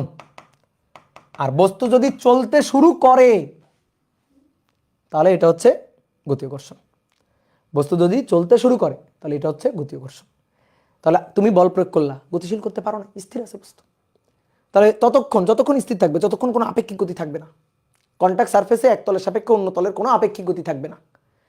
তাহলে ততক্ষণ ওই বস্তুর উপর যে ফ্রিকশন ফোর্সটা, গতির বিপরীতে যে তলে যে ফ্রিকশন ফোর্সটা কাজ করবে সেটাই হচ্ছে স্থিতি ঘর্ষণ বল। তাহলে দেখো, এই হচ্ছে তল, এই তলের উপর এই হচ্ছে বস্তুটা। তো এই বস্তুকে তুমি বল প্রয়োগ করলা, কিন্তু করে গতিশীল করতে পারো নাই, বস্তু স্থির আছে। তাহলে এর উপর স্থির থাকলে কয়টা বল কাজ করছে? তুমি এইদিকে ঠেলছো, তাহলে বিপরীত দিকে ফ্রিকশন কাজ করছে, ফ্রিকশন। আর কোনো বল আছে? হ্যাঁ আছে। এই যে আমরা একটু আগে দেখলাম, আলোচনা করলাম যে বস্তুকে পৃথিবী টানতেছে ওজন বলে নিচের দিকে, আর যেহেতু একটা তলে আছে তাহলে তলের একটা অভিলম্বিক প্রতিক্রিয়া থাকবে যেটা থাকবে উপরের দিকে। তাহলে এই 4টা বল কাজ করতেছে। তাহলে কোনো ধরনের কোনো আপেক্ষিক গতি নেই। তাহলে কোনো ধরনের কোনো আপেক্ষিক গতি যদি না থাকে তাহলে আর সমান সমান এমজি। ঠিক আছে, এবার বলো এই এফ বড় না এই এফ বড়? ঘর্ষণ বল বড় নাকি প্রযুক্ত বল বড়? এটা প্রযুক্ত বল, ঠিক আছে। গতি সৃষ্টি করার জন্য এই বল প্রয়োগ করছিল, কিন্তু বস্তুটা এত ভারী বা এই তলে ফ্রিকশন এত বেশি যে তুমি বস্তুটাকে গতিশীল করতে পারো না। তাহলে এটা হচ্ছে ঘর্ষণ বল, তাহলে ঘর্ষণ বল আর প্রযুক্ত বল এই দুইটা পরস্পর কি হবে? এই দুইটা পরস্পর সমান হবে। ঠিক আছে, এই দুইটা পরস্পর সমান হবে। কি ক্লিয়ার? তাহলে ঘর্ষণ বল এবং তোমার প্রযুক্ত বল এই দুইটা পরস্পর সমান।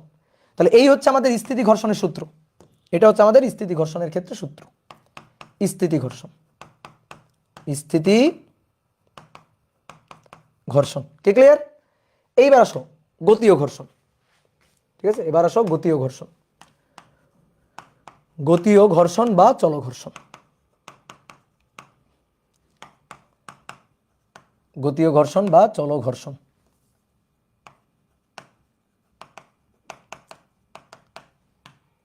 Kinetic friction.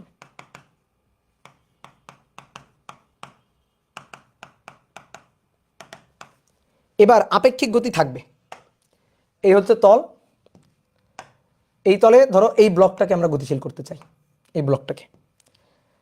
তাহলে ব্লকের উপর বল প্রয়োগ করলাম, এদিক বরাবর ব্লকটার উপর বল প্রয়োগ করলাম। তাহলে এফ প্রযুক্ত বল, ঠিক আছে। নিচের দিকে ওজন এমজি, যেহেতু তলে আছে তলের একটা অবিলম্বিক প্রতিক্রিয়া কাজ করবেই, অবশ্যই করতে হবে। তাহলে এবার দেখো তুমি এই বস্তুটাকে এই দিক বরাবর ঠেলে তুমি গতিশীল করে নিয়ে গেছো, ঘর্ষণ বল কি কাজ করে নাই? অবশ্যই কাজ করছে। এই তল তো অমসৃণ তল না, মানে মসৃণ তল না, অমসৃণ তল। তাহলে অমসৃণ তল হলে অবশ্যই এই তলে ফ্রিকশন ফোর্স কাজ করছে। কোন দিকে? এই যে বিপরীত দিকে। তাহলে বিপরীত দিকে এই যে ফ্রিকশন ফোর্সটা কাজ করতেছে এইটা হচ্ছে গতীয় ঘর্ষণ। এইবার শোনো, বোর্ডে তাকাও। আগে আমরা ফ্রিকশন ফোর্সকে শুধু এফ দিয়ে লিখছিলাম না, শুধু এফ। তা আমার তো বুঝাইতে হবে এটা স্থিতি ঘর্ষণ, বুঝাইতে হবে না? এই কারণে আমরা এটাকে লিখবো এফএস, অর্থাৎ স্ট্যাটিক ফ্রিকশন। কি ক্লিয়ার? Static friction FS. তাহলে এইখানে ভাই এটা এফএস। ওকে, এইবার আসো এইটা হচ্ছে আমার প্রযুক্ত বল। এবার প্রযুক্ত বল বেশি, অবশ্যই প্রযুক্ত বল বেশি, ঘর্ষণ তার বেশি হইতে পারে না। একটু কমন সেন্স খাটা বল, ঘর্ষণ বল কি বেশি হইতে পারে? তাহলে প্রযুক্ত বলটা আমার বেশি, আর এই যে ঘর্ষণ বলটা এটা হচ্ছে kinetic friction, that is F K. এই এফ কে এর মানটা এবার কম। তাহলে এইবার চিন্তা করো, এই একটা বস্তু, এদিকে 10 নিউটন বল আর এদিকে 2 নিউটন বল, বলো কোনটা বেশি? 10 বেশি না 2 বেশি? 10 বেশি। তাহলে এই বস্তু যেদিকে বেশি ওই দিক বরাবর একটা ত্বরণ নিয়ে গতিশীল থাকবে না? কেন? কারণ ওই দিক বরাবর তার লব্ধি বল থাকবে। সেই লব্ধি বলটা কত? লব্ধি বলের মানটা কত? এটা 10 আর এটা 2। তাহলে এই দিক বরাবর ক্রিয়ারত লব্ধি বল কত? 8 নিউটন, তাই না? তাহলে 8 নিউটন লব্ধি বল সে এবার পাবে। ওই লব্ধি বলে বস্তু কি থেমে থাকবে? বল প্রযুক্ত হলে কি হয়? ত্বরণ সৃষ্টি হয়। তাহলে স্থির অবস্থায় বস্তু ছিল ধরো, তাহলে ত্বরণ সৃষ্টি হবে, অর্থাৎ গতি বৃদ্ধি পাবে। তাহলে বস্তু চলতেছে, গতিশীল, এই কারণে চল ঘর্ষণ বা কাইনেটিক ফ্রিকশন বা গতীয় ঘর্ষণ। ঠিক আছে, নামটা বোঝা গেছে? তাহলে এইবার আমরা তাহলে সূত্রটা কি লিখবো? বস্তু উপরে গেল না নিচে গেল? বলো, বস্তু উপরে গেল না নিচে গেল? ধরো এটা উলম্ব অক্ষ ওয়াই অক্ষ আর এটা অনুভূমিক অক্ষ, দ্যাট ইজ এক্স অক্ষ। তাহলে ওয়াই অক্ষ বরাবর কোনো গতি আছে? বলো, ওয়াই অক্ষ বরাবর, উলম্ব অক্ষ বরাবর কোনো গতি আছে না? তাহলে উপরেরটা বড় না নিচেরটা বড়? দুটোই সমান সমান, না উপরে উঠে গেছে না মাটির মধ্যে ঢুকে গেছে, তাহলে আর সমান সমান ভাইয়া mg। বাট এক্স অক্ষ বরাবর এবার দুইটা সমান না, এক্স অক্ষ বরাবর এবার কিন্তু দুটো সমান না। এক্স অক্ষ বরাবর অবশ্যই এটা বেশি এটা কম, তাহলে এটা যেহেতু বেশি তাহলে লব্ধি বল থাকবে এদিকে, এইদিকেই ত্বরণ সৃষ্টি হবে। তাহলে ওই যে নিউটনের সূত্র summation of F equal to M A, তাহলে এইটা মাইনাস এইটা, এই যে বলের ভেক্টর সাম লব্ধি, বলের লব্ধি এইটা মাইনাস এইটা ইকুয়াল টু হবে এম এ। এই যে এ ত্বরণ নিয়ে বস্তু গতিশীল থাকবে। এবার যদি বস্তু স্থির হয়, সরি বস্তু যদি মানে গতিশীল হলে দুইভাবে গতিশীল হইতে পারে, একটা হচ্ছে ত্বরণ নিয়ে আর একটা হচ্ছে সমবেগে। যদি বস্তু সমবেগে গতিশীল হয় তাহলে ভাই এ হবে শূন্য, সমবেগে গতিশীল। তো সমবেগে গতিশীল হতে পারে না, গতিশীল কয়ভাবে থাকতে পারে, দুইভাবে, তাহলে সমবেগে গতিশীল হলে এ হবে শূন্য। আর যদি ত্বরণ নিয়ে গতিশীল হয়, ত্বরণ নিয়ে যদি বস্তু গতিশীল হয় তাহলে এর মান আর সেই ক্ষেত্রে শূন্য হবে না, এর মান কিছু একটা হবে। এই হচ্ছে আমাদের গতীয় ঘর্ষণ, বুঝতে পারছো? এইটা হচ্ছে আমাদের গতীয় ঘর্ষণ বল। কি ক্লিয়ার? তাহলে এইবার তুমি আমার একটা কথা বলবা, আসো। এই যে এই একটা তল, এই তলে একটা বস্তু আছে, ভালো করে বুঝবা এবার। এই তলে একটা বস্তু আছে, এই তলের যে ঘর্ষণ গুণাঙ্কটা, এই তলের এই কন্টাক্ট সারফেসের যে friction coefficient that is mu equal two 0.1।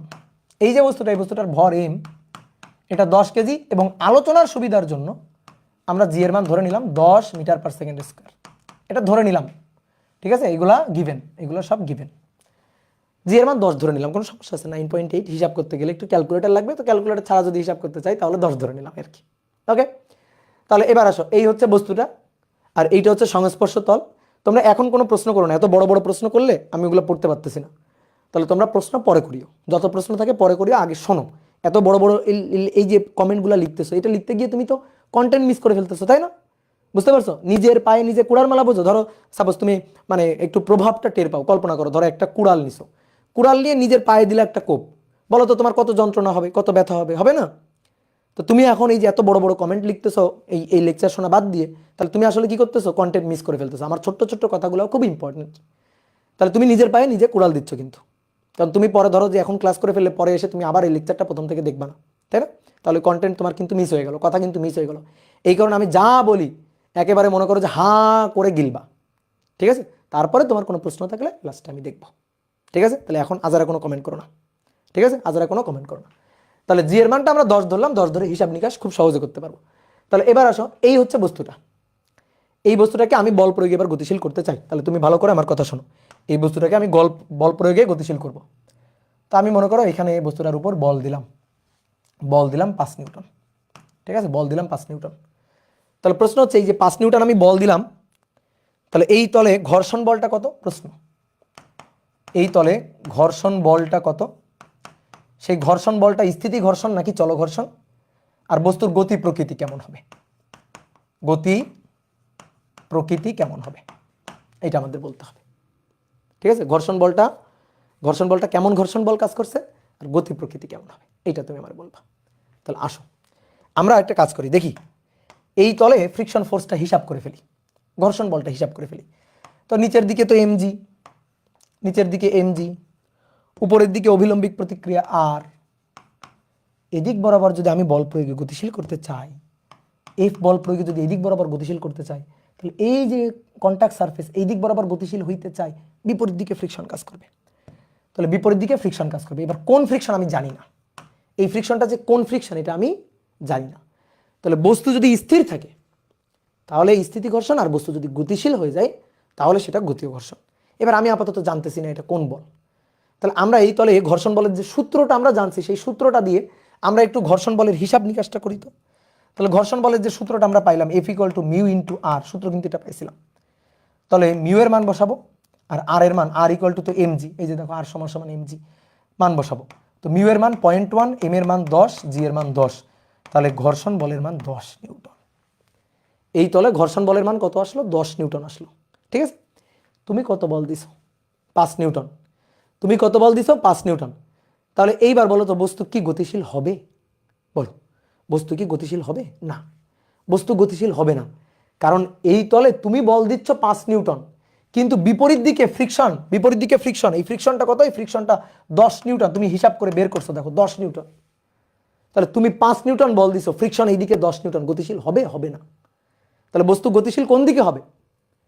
কোন দিকে গতিশীল হবে? এদিকে গতিশীল হবে না। তাহলে বস্তু কোন দিকে গতিশীল হবে? বস্তুটা গতিশীল কোন দিকে গতিশীল হবে? বিপরীত দিকে গতিশীল হবে না? দেখো অনেকে কিন্তু বলবে বিপরীত দিকে গতিশীল হবে। কেন অনেকে বিপরীত দিকে কেন গতিশীল হবে বলবে? যে ভাই দেখেন এই বস্তুটাকে এইদিকে আমি ঠেলছি 5 নিউটন বল দিয়ে, আর এইদিকে ফ্রিকশন ফোর্স আপনি বের করছেন 10 নিউটন। আচ্ছা তাহলে এদিকে 10 আর এদিকে 5, তাহলে লব্ধি তো এইদিকে 5, লব্ধি এদিকে 5 নিউটন না? তাহলে এই দিক বরাবর গতিশীল হওয়ার কথা না? বলো না।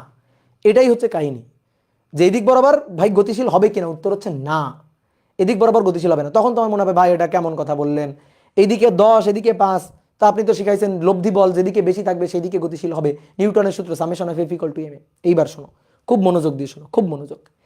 এই যে ঘর্ষণ বলের মানটা আমরা বের করছি, এইটা হচ্ছে স্থিতি ঘর্ষণ বলের সর্বোচ্চ মান। স্থিতি ঘর্ষণ বলের সর্বোচ্চ মান। স্থিতি ঘর্ষণ বলের ফিক্সড মান মানে সবসময় একই মান পাওয়া যায় না। স্থিতি ঘর্ষণ বল তুমি বল প্রয়োগ করলে, যত তুমি বল প্রয়োগ করতে থাকবা স্থিতি ঘর্ষণ বলের মানটা তত বাড়তে থাকবে, বাড়তে বাড়তে বাড়তে বাড়তে বাড়তে বাড়তে স্থিতি ঘর্ষণ বলের সর্বোচ্চ মান কত হইতে পারে, এইটা আমরা সেইটা বের করছি। তাহলে এটা স্থিতি ঘর্ষণের, এটা স্থিতি ঘর্ষণের সীমান্তিক মান, এটাকে বলা হয় স্থিতি ঘর্ষণের, এই সূত্র দিয়ে আমরা যেটা বের করি সেটা স্থিতি ঘর্ষণের সীমান্তিক মান, সীমান্তিক মান বা ম্যাক্সিমাম মান, সীমান্তিক মান, সীমান্তিক মান মানে ম্যাক্সিমাম মানটা আমরা বের করছি, যে এই তলে সর্বোচ্চ স্থিতি ঘর্ষণ বল কত সেইটা আমরা বের করছি 10 নিউটন। এইবার শোনো, তুমি যদি বস্তুটাকে ভালো করে শুনবা, তুমি যদি বস্তুটাকে এই দিক বরাবর 2 নিউটন বল দিয়ে টানো, তাহলে এই তলে এই দিক বরাবর বিপরীত দিকে ফ্রিকশন কাজ করবে 2 নিউটনে, ফ্রিকশন বল কাজ করবে 2 নিউটন, বস্তু গতিশীল হবে না। তুমি যদি এই দিক বরাবর বলের মান 3 নিউটন করো, তাহলে ফ্রিকশন ফোর্স বিপরীত দিকে থাকবে 3 নিউটন, বস্তু গতিশীল হবে না। বুঝলা? ফ্রিকশনের পকেটে আছে 10, তুমি যা দিবা ও সেইভাবে দেখাবে, ও পকেট থেকে সব একবারে বের করবে না। তুমি 2 নিউটন বল দিয়ে ঠেলা শুরু করলা, ও পকেট থেকে 2 নিউটন বিপরীত দিকে দিয়ে বস্তুটাকে স্থির রাখবে, তাহলে ফ্রিকশন বল কাজ করবে 2 নিউটন। তুমি 3 নিউটন দিলে ও দিবে 3 নিউটন, তুমি যখন 4 নিউটন দিবা ও দিবে 4 নিউটন, স্থির থাকবে। তাহলে তুমি যদি 4 নিউটন বল দাও এদিকে, এদিকে যে ঘর্ষণ বল, কেউ যদি জিজ্ঞেস করে আমি এদিকে 4 নিউটন বল দিলাম, ঘর্ষণ বল কত এদিকে, তুমি বলবা 4 নিউটন, কারণ সর্বোচ্চ মান 10। তারপরে তুমি এদিকে 5 নিউটন বল দিলা, তাহলে এদিক বরাবর বিপরীত দিকে ঘর্ষণ বল কত নিউটন, ঘর্ষণ বল ভাই 5 নিউটন, বস্তু গতিশীল হবে না। তাহলে আমরা তোমারে কি প্রশ্ন করছিলাম, দেখো তো এখানে প্রশ্নটা ভালো করে পড়ো তো, কি প্রশ্ন করছিলাম, ঘর্ষণ বল কত, তাহলে ঘর্ষণ বল এর অ্যান্সার, আসল অ্যান্সার ঘর্ষণ বল, এই ঘর্ষণ বল 5 নিউটন, 10 নিউটন, এটা স্থিতি ঘর্ষণের সর্বোচ্চ মান, এটা সর্বোচ্চ মান, সর্বোচ্চ। তাহলে তুমি যখন 5 নিউটন বল দিছো, বিপরীত দিকে ফ্রিকশন 5 নিউটন, বস্তু স্থির থাকবে। তাহলে বস্তুর গতি প্রকৃতি কেমন, গতি প্রকৃতি স্থির, বস্তু স্থির থাকবে। তাহলে ঘর্ষণটা কেমন ঘর্ষণ, স্থিতি ঘর্ষণ। ঠিক আছে, ক্লিয়ার? এইবার তুমি যখন দিলা, ধরো ভালো করে শোনো, তুমি যখন দিলা 6 নিউটন, তাহলে ফ্রিকশন ফোর্স 6 নিউটন, বস্তু তাও স্থির। তুমি যখন দিলা 7 নিউটন, 7 নিউটন, বস্তু দিবে ফ্রিকশন বল দিবে 7 নিউটন, স্থির। তুমি দিলা 8 নিউটন, আরো বাড়াইলা 8 নিউটন, তাও তুমি ঠেলে বস্তুটাকে গতিশীল করতে পারলা না, কারণ তখন ঘর্ষণ বল 8 নিউটন, স্থির। তুমি দিলা 9 নিউটন, ঘর্ষণ বল 9 নিউটন, স্থির। তুমি দিলা 10 নিউটন, শোনো ভালো করে, 10 নিউটন, বিপরীত দিকে ঘর্ষণ বল 10 নিউটন, বস্তু স্থির। এইবার তুমি দিলা 11 নিউটন, ওর পকেটে ছিল কত, পকেটে ছিল কত, পকেটে ছিল 10, হাইস্ট 10। তাহলে ও এবার বিপরীত দিকে ঘর্ষণ দেখাবে 10, কিন্তু তুমি কত দিছো, 11। তাহলে এই দিকে লব্ধি আছে 1, বস্তু আর স্থির থাকবে না, বস্তু এবার চলতে শুরু করবে, বস্তু হয়ে যাবে গতিশীল। তখন যে ঘর্ষণ বলটা কাজ করবে সেটা হচ্ছে গতীয় ঘর্ষণ। তাহলে 10 নিউটন দেওয়া পর্যন্ত স্থিতি ঘর্ষণ, ঠিক আছে? আর 10 নিউটনের পরে জাস্ট একটু বেশি দাও, একটু বেশি দাও, তাহলে তখন সেটা হয়ে যাবে গতীয় ঘর্ষণ। বুঝতে পারছো? তখন সেটা হয়ে যাবে গতীয় ঘর্ষণ। মনে করো একটা ভারী আলমারি আছে, একটা ভারী কাঠের বক্স বসানো আছে, ঠিক আছে? দেখবা অনেক সময় তুমি তোমার বাসার যদি ভারী কোনো আলমারি টালমারি থাকে, তুমি একটু ঠেলে গতিশীল করার চেষ্টা করো, দেখবা পারবা না। আর একটু বল দিবা, তাও পারবা না। আর একটু বেশি বল দিবা, তাও পারবা না। তারপরে 3জন 4জন মিলে ধাক্কা দিবা, দেখবা গতিশীল হয়ে গেছে। কেন? ওই যে 3জন 4জন মিলে ধাক্কা দিলে কি হয়ে গেছে, তখন অনেক বেশি বল প্রয়োগ করছো, স্থিতি ঘর্ষণ বলের সর্বোচ্চ যে মানটা সেটার অতিক্রম করে ফেলছো, তখন বস্তু গতিশীল হয়ে চলতেছে। ঠিক ক্লিয়ার? তাহলে যখন বস্তু গতিশীল থাকবে তখন এটা গতি ও ঘর্ষণ বল কাজ করবে। তাহলে এই ব্যাপারটা ভালো করে বুঝতে হবে যে ঘর্ষণ বোঝে, মানে ঘর্ষণ বোঝ যদি বুঝতে চাই তাহলে এই জিনিসটা ভালো করে বুঝতে হবে। তাহলে এবার আসো আমরা এর জিনিসের একটা ছক আঁকবো, এই জিনিসের একটা সুন্দর করে ছক আঁকবো আমরা, ঠিক আছে? তাহলে আসো এই যে ঘটনা এতক্ষণ বললাম তারই একটা হিসাব নিকাশ করব আমরা ছকে।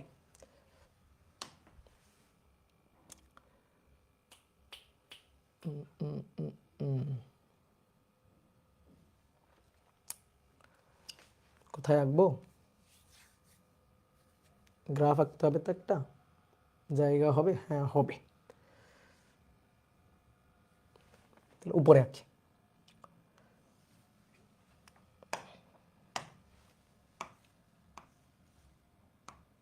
এই বস্তু, বস্তুর উপর এই যে প্রযুক্ত বল এটা হচ্ছে এফ, নিচের দিকে এমজি, উপরের দিকে অভিলম্বিক প্রতিক্রিয়া আর।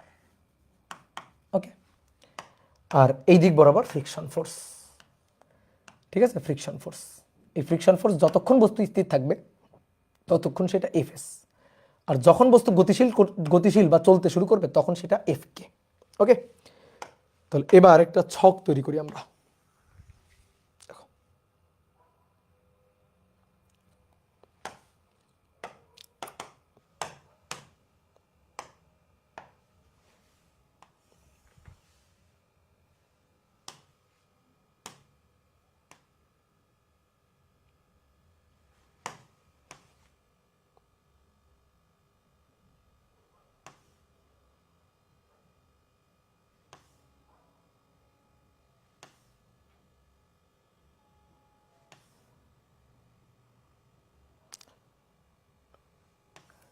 এই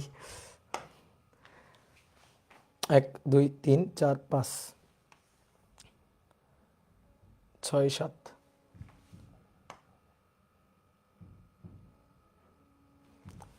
একটা নি যদি লাগে,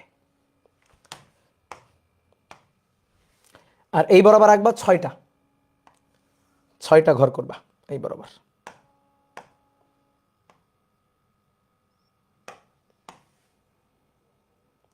1 2 3 4 5 6। ওকে, তাহলে প্রথম ঘরে আমরা লিখব প্রযুক্ত বল, প্রযুক্ত বল এফ, প্রথম ঘরে প্রযুক্ত বল এফ। তারপরে লিখব হচ্ছে ঘর্ষণ বল, ঘর্ষণ ছোট হাতের এফ। তারপরে লব্ধি বল, লব্ধি বল। তারপরে ত্বরণ, তারপরে গতি প্রকৃতি এবং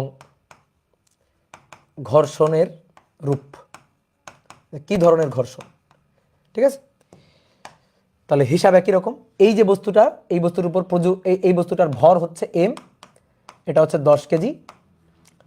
অভিকর্ষ ত্বরণ জি কে আমরা ধরলাম 10 মিটার পার সেকেন্ড স্কোয়ার, আর তলের ঘর্ষণ গুণাঙ্ক mu equal two 0.1, mu equal two 0.1। এইবার শোনো, যতক্ষণ বস্তু স্থির ততক্ষণ যে ঘর্ষণ গুণাঙ্কটা কাজ করবে সেটা হচ্ছে মিউ এস, আর যখন বস্তু গতিশীল তখন যে ঘর্ষণ গুণাঙ্কটা কাজ করবে সেটা মিউ কে। তো স্থিতি ঘর্ষণ গুণাঙ্ক আর চল ঘর্ষণ গুণাঙ্ক দুইটা আলাদা জিনিস। স্থিতি ঘর্ষণ গুণাঙ্ক আর চল ঘর্ষণ গুণাঙ্ক এই দুইটা আলাদা জিনিস হয়। তাহলে মিউ এস 0.1, মিউ কে এর মানটা একটু কম হবে, গতীয় ঘর্ষণের মানটা কম হবে, সেটা আমি তোমার একটু পরে বুঝাচ্ছি। গতীয় ঘর্ষণের মানটা কম হবে, তো সেটা কম কত, ধরো 0.04, ধরো 0.04, ওটা 0.1, এটা 0.04।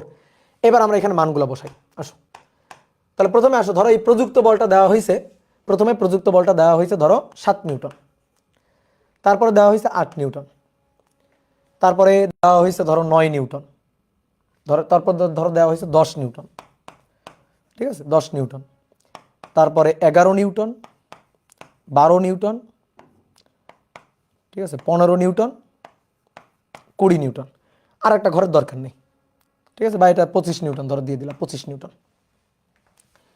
তাহলে আসো দেখো, আমরা হিসাব করবো এবার ঘর্ষণ বল, ঠিক আছে? এই হচ্ছে প্রযুক্ত বলগুলা। ঘর্ষণ বল হিসাব করব।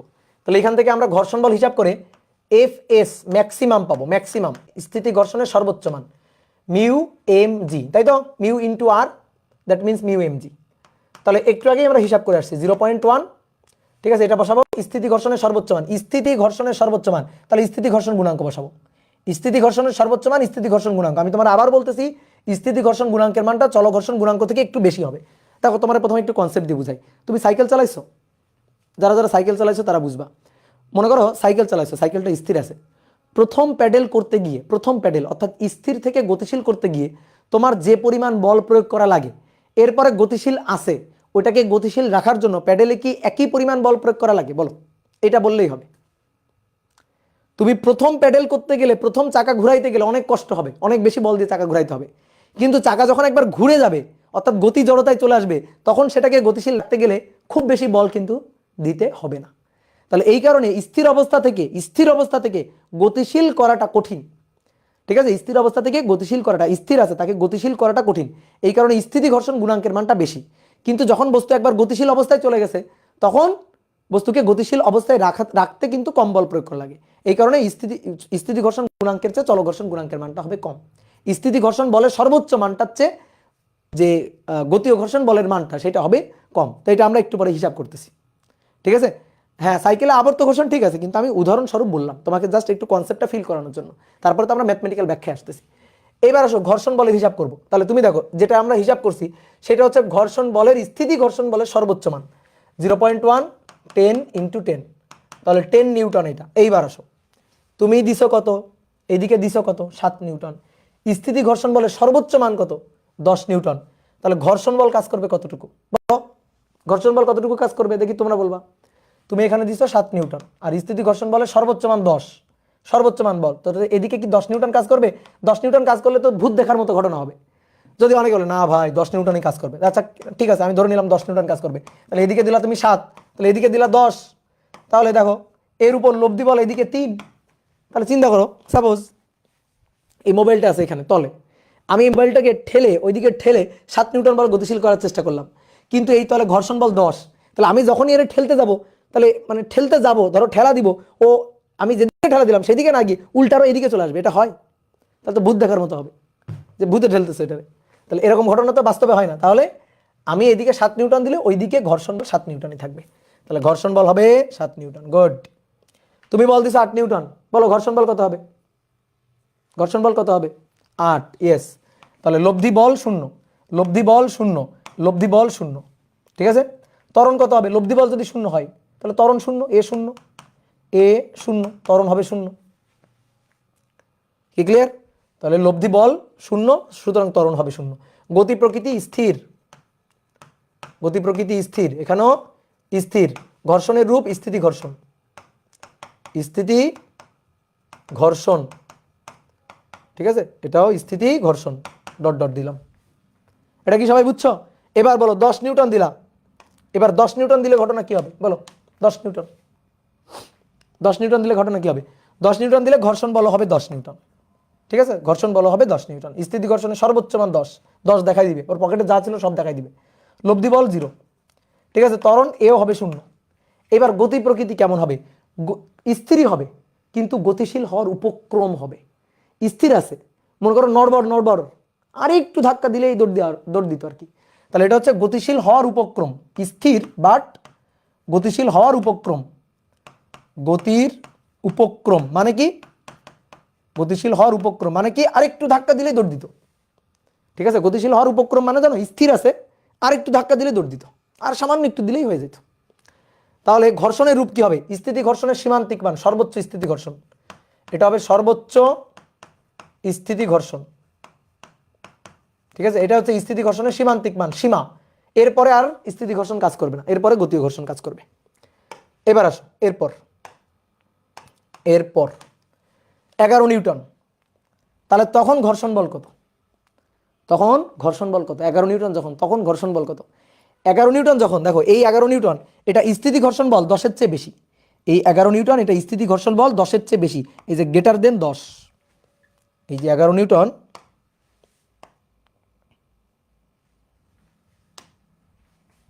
এই 11 নিউটন, এটা স্থিতি ঘর্ষণের সীমান্তিক যে মান 10 তার চেয়ে বেশি, তাহলে তার চেয়ে বেশি হলে আর স্থিতি ঘর্ষণ না, আর স্থিতি ঘর্ষণ না, তাহলে কি ঘর্ষণ? এবার চলো ঘর্ষণ বা গতীয় ঘর্ষণ। ঠিক আছে, এইটুকু বুঝতে হবে। অনেকে বলে ফেলছো এটা 10, ভুল, এটা 10 হবে না। কেন 10 হবে না বলো তো দেখি? হ্যাঁ, গতীয় ঘর্ষণ, এটা তো গতীয় ঘর্ষণ। তাহলে স্থিতি ঘর্ষণ আর নাই, এটা গতীয় ঘর্ষণ হয়ে গেছে। তাহলে গতীয় ঘর্ষণের ক্ষেত্রে ঘর্ষণ বলটা হবে গতীয় ঘর্ষণের ক্ষেত্রে ঘর্ষণ বল। এটা তো তুমি স্থিতি ঘর্ষণ দেখলা, তাহলে যখনই প্রযুক্ত বলটা স্থিতি ঘর্ষণের চেয়ে বেশি হয়ে যাবে, যখনই প্রযুক্ত বলটা স্থিতি ঘর্ষণের সীমান্তিক মানের চেয়ে বেশি হবে, তখন সেটা গতীয় ঘর্ষণ, দ্যাট ইজ এফ কে। তাহলে এফ কে হবে মিউ ইন্টু আর, তো এই মিউটা হবে মিউ কে। এটা যেমন এফ এস এর জন্য মিউ এস, তাহলে এফ কে এর জন্য মিউ কে। তাহলে মিউ কে আর, আর কত? M G. তাহলে মিউ কে কই 0.04, এম এর মান 10, জি এর মান 10, তাহলে 0.04 গুণ 10 গুণ 10, তাহলে 4, তাহলে 4 নিউটন। ওকে, বুঝলা? তাহলে এবার ঘর্ষণ বল কত? ঘর্ষণ বল 4 নিউটন, 10 নিউটন না, 4 নিউটন। কারণ অলরেডি তো গতীয় ঘর্ষণে চলে গেছে সে, তাহলে তুমি আবার এটা দিয়ে হিসাব করবা কেন? কেউ যদি বলে 10 হবে ভাই, না তাহলে তো ভাই হলো না, তাহলে তো স্থিতি ঘর্ষণ হয়ে গেল।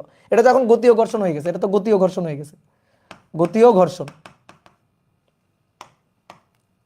বুঝতে পারছো? এটা এখন গতীয় ঘর্ষণের আন্ডারে চলে গেছে। ওকে, ক্লিয়ার? তাহলে এবার আসো লব্ধি বল। তাহলে তুমি দিছো কত? তুমি দিছো হচ্ছে 4 নিউটন, তুমি বল প্রয়োগ করছো কত? 11 নিউটন। তাহলে 4, তাহলে 11 বিয়োগ 4, 11 বিয়োগ 4, তাহলে কত? 7। তাহলে লব্ধি বল হবে 7 নিউটন। ত্বরণ হবে কিনা? হ্যাঁ, ত্বরণ হবে তো। ত্বরণে এবার মান থাকবে তো। ত্বরণের মান কত হবে? লব্ধি বল 7 ভাগ হচ্ছে কত কেজি ভার, কত কেজি বস্তু, কত কেজি? 10 কেজি। তাহলে 7 ভাগ 10, 0.7, তাহলে 0.7 মিটার পার সেকেন্ড স্কয়ার। ঠিক আছে, 0.7 মিটার পার সেকেন্ড স্কয়ার। ওকে, গতি প্রকৃতিটা কেমন? গতিশীল, গতি প্রকৃতি গতিশীল। ওকে, এবার 12 নিউটন। তো 12 নিউটন যখন দিব, তখন ঘর্ষণ বল কত? ঘর্ষণ বল 4 নিউটন। দেখো ওই যে ঘর্ষণ বল, গতীয় ঘর্ষণ বল 4 নিউটন। লব্ধি বল তাহলে কত? লব্ধি বল 12 বিয়োগ 4, 8 নিউটন। তাহলে তখন ত্বরণ কত? 0.8, আরো বেশি ত্বরণ, তাহলে ত্বরণ আরো বাড়বে। গতিশীল, গতীয় ঘর্ষণ। ওকে, 15 নিউটন। তাহলে 15 নিউটন হলে গতি বল কত? মানে গতীয় ঘর্ষণ বল কত? 4 নিউটন। তারপর লব্ধি বল কত? তাহলে 15 থেকে 4 বিয়োগ দাও, 11 নিউটন, 11 নিউটন। তাহলে 11 ভাগ 10, 1.1 মিটার পার সেকেন্ড স্কয়ার। গতিশীল, গতীয় ঘর্ষণ। ঠিক এইগুলোও তাই। তাহলে এই দুটা ছক তোমরা পূরণ করো তো, এই দুটা ছক তোমরা পূরণ করো। বলো 20 নিউটন, তাহলে 20 নিউটন 4 নিউটন, তাহলে 20 থেকে 4 বাদ দাও, 16, 1.6, তারপরে ডট ডট ডট ডট।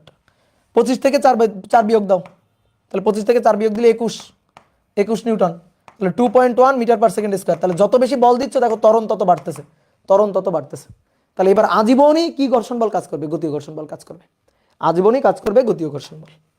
কি ক্লিয়ার? তাহলে এবার সুন্দর করে দুইটা গ্রাফ আঁকবো আমরা। এবার দুটো গ্রাফ, এই গ্রাফে নিব আমরা প্রযুক্ত বল,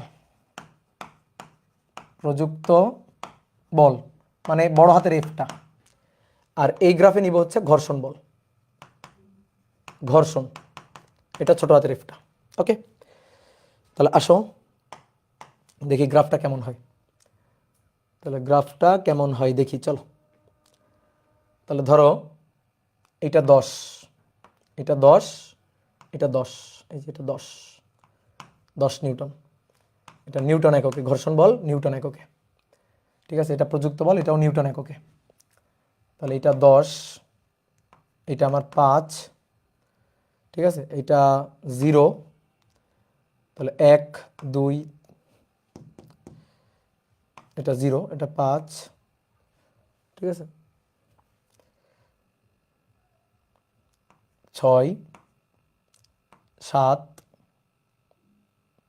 জায়গা নাই, 6 7 8 9 10, 1 2 3 4 5, ঠিক আছে, 10, এটা 15, এটা 20।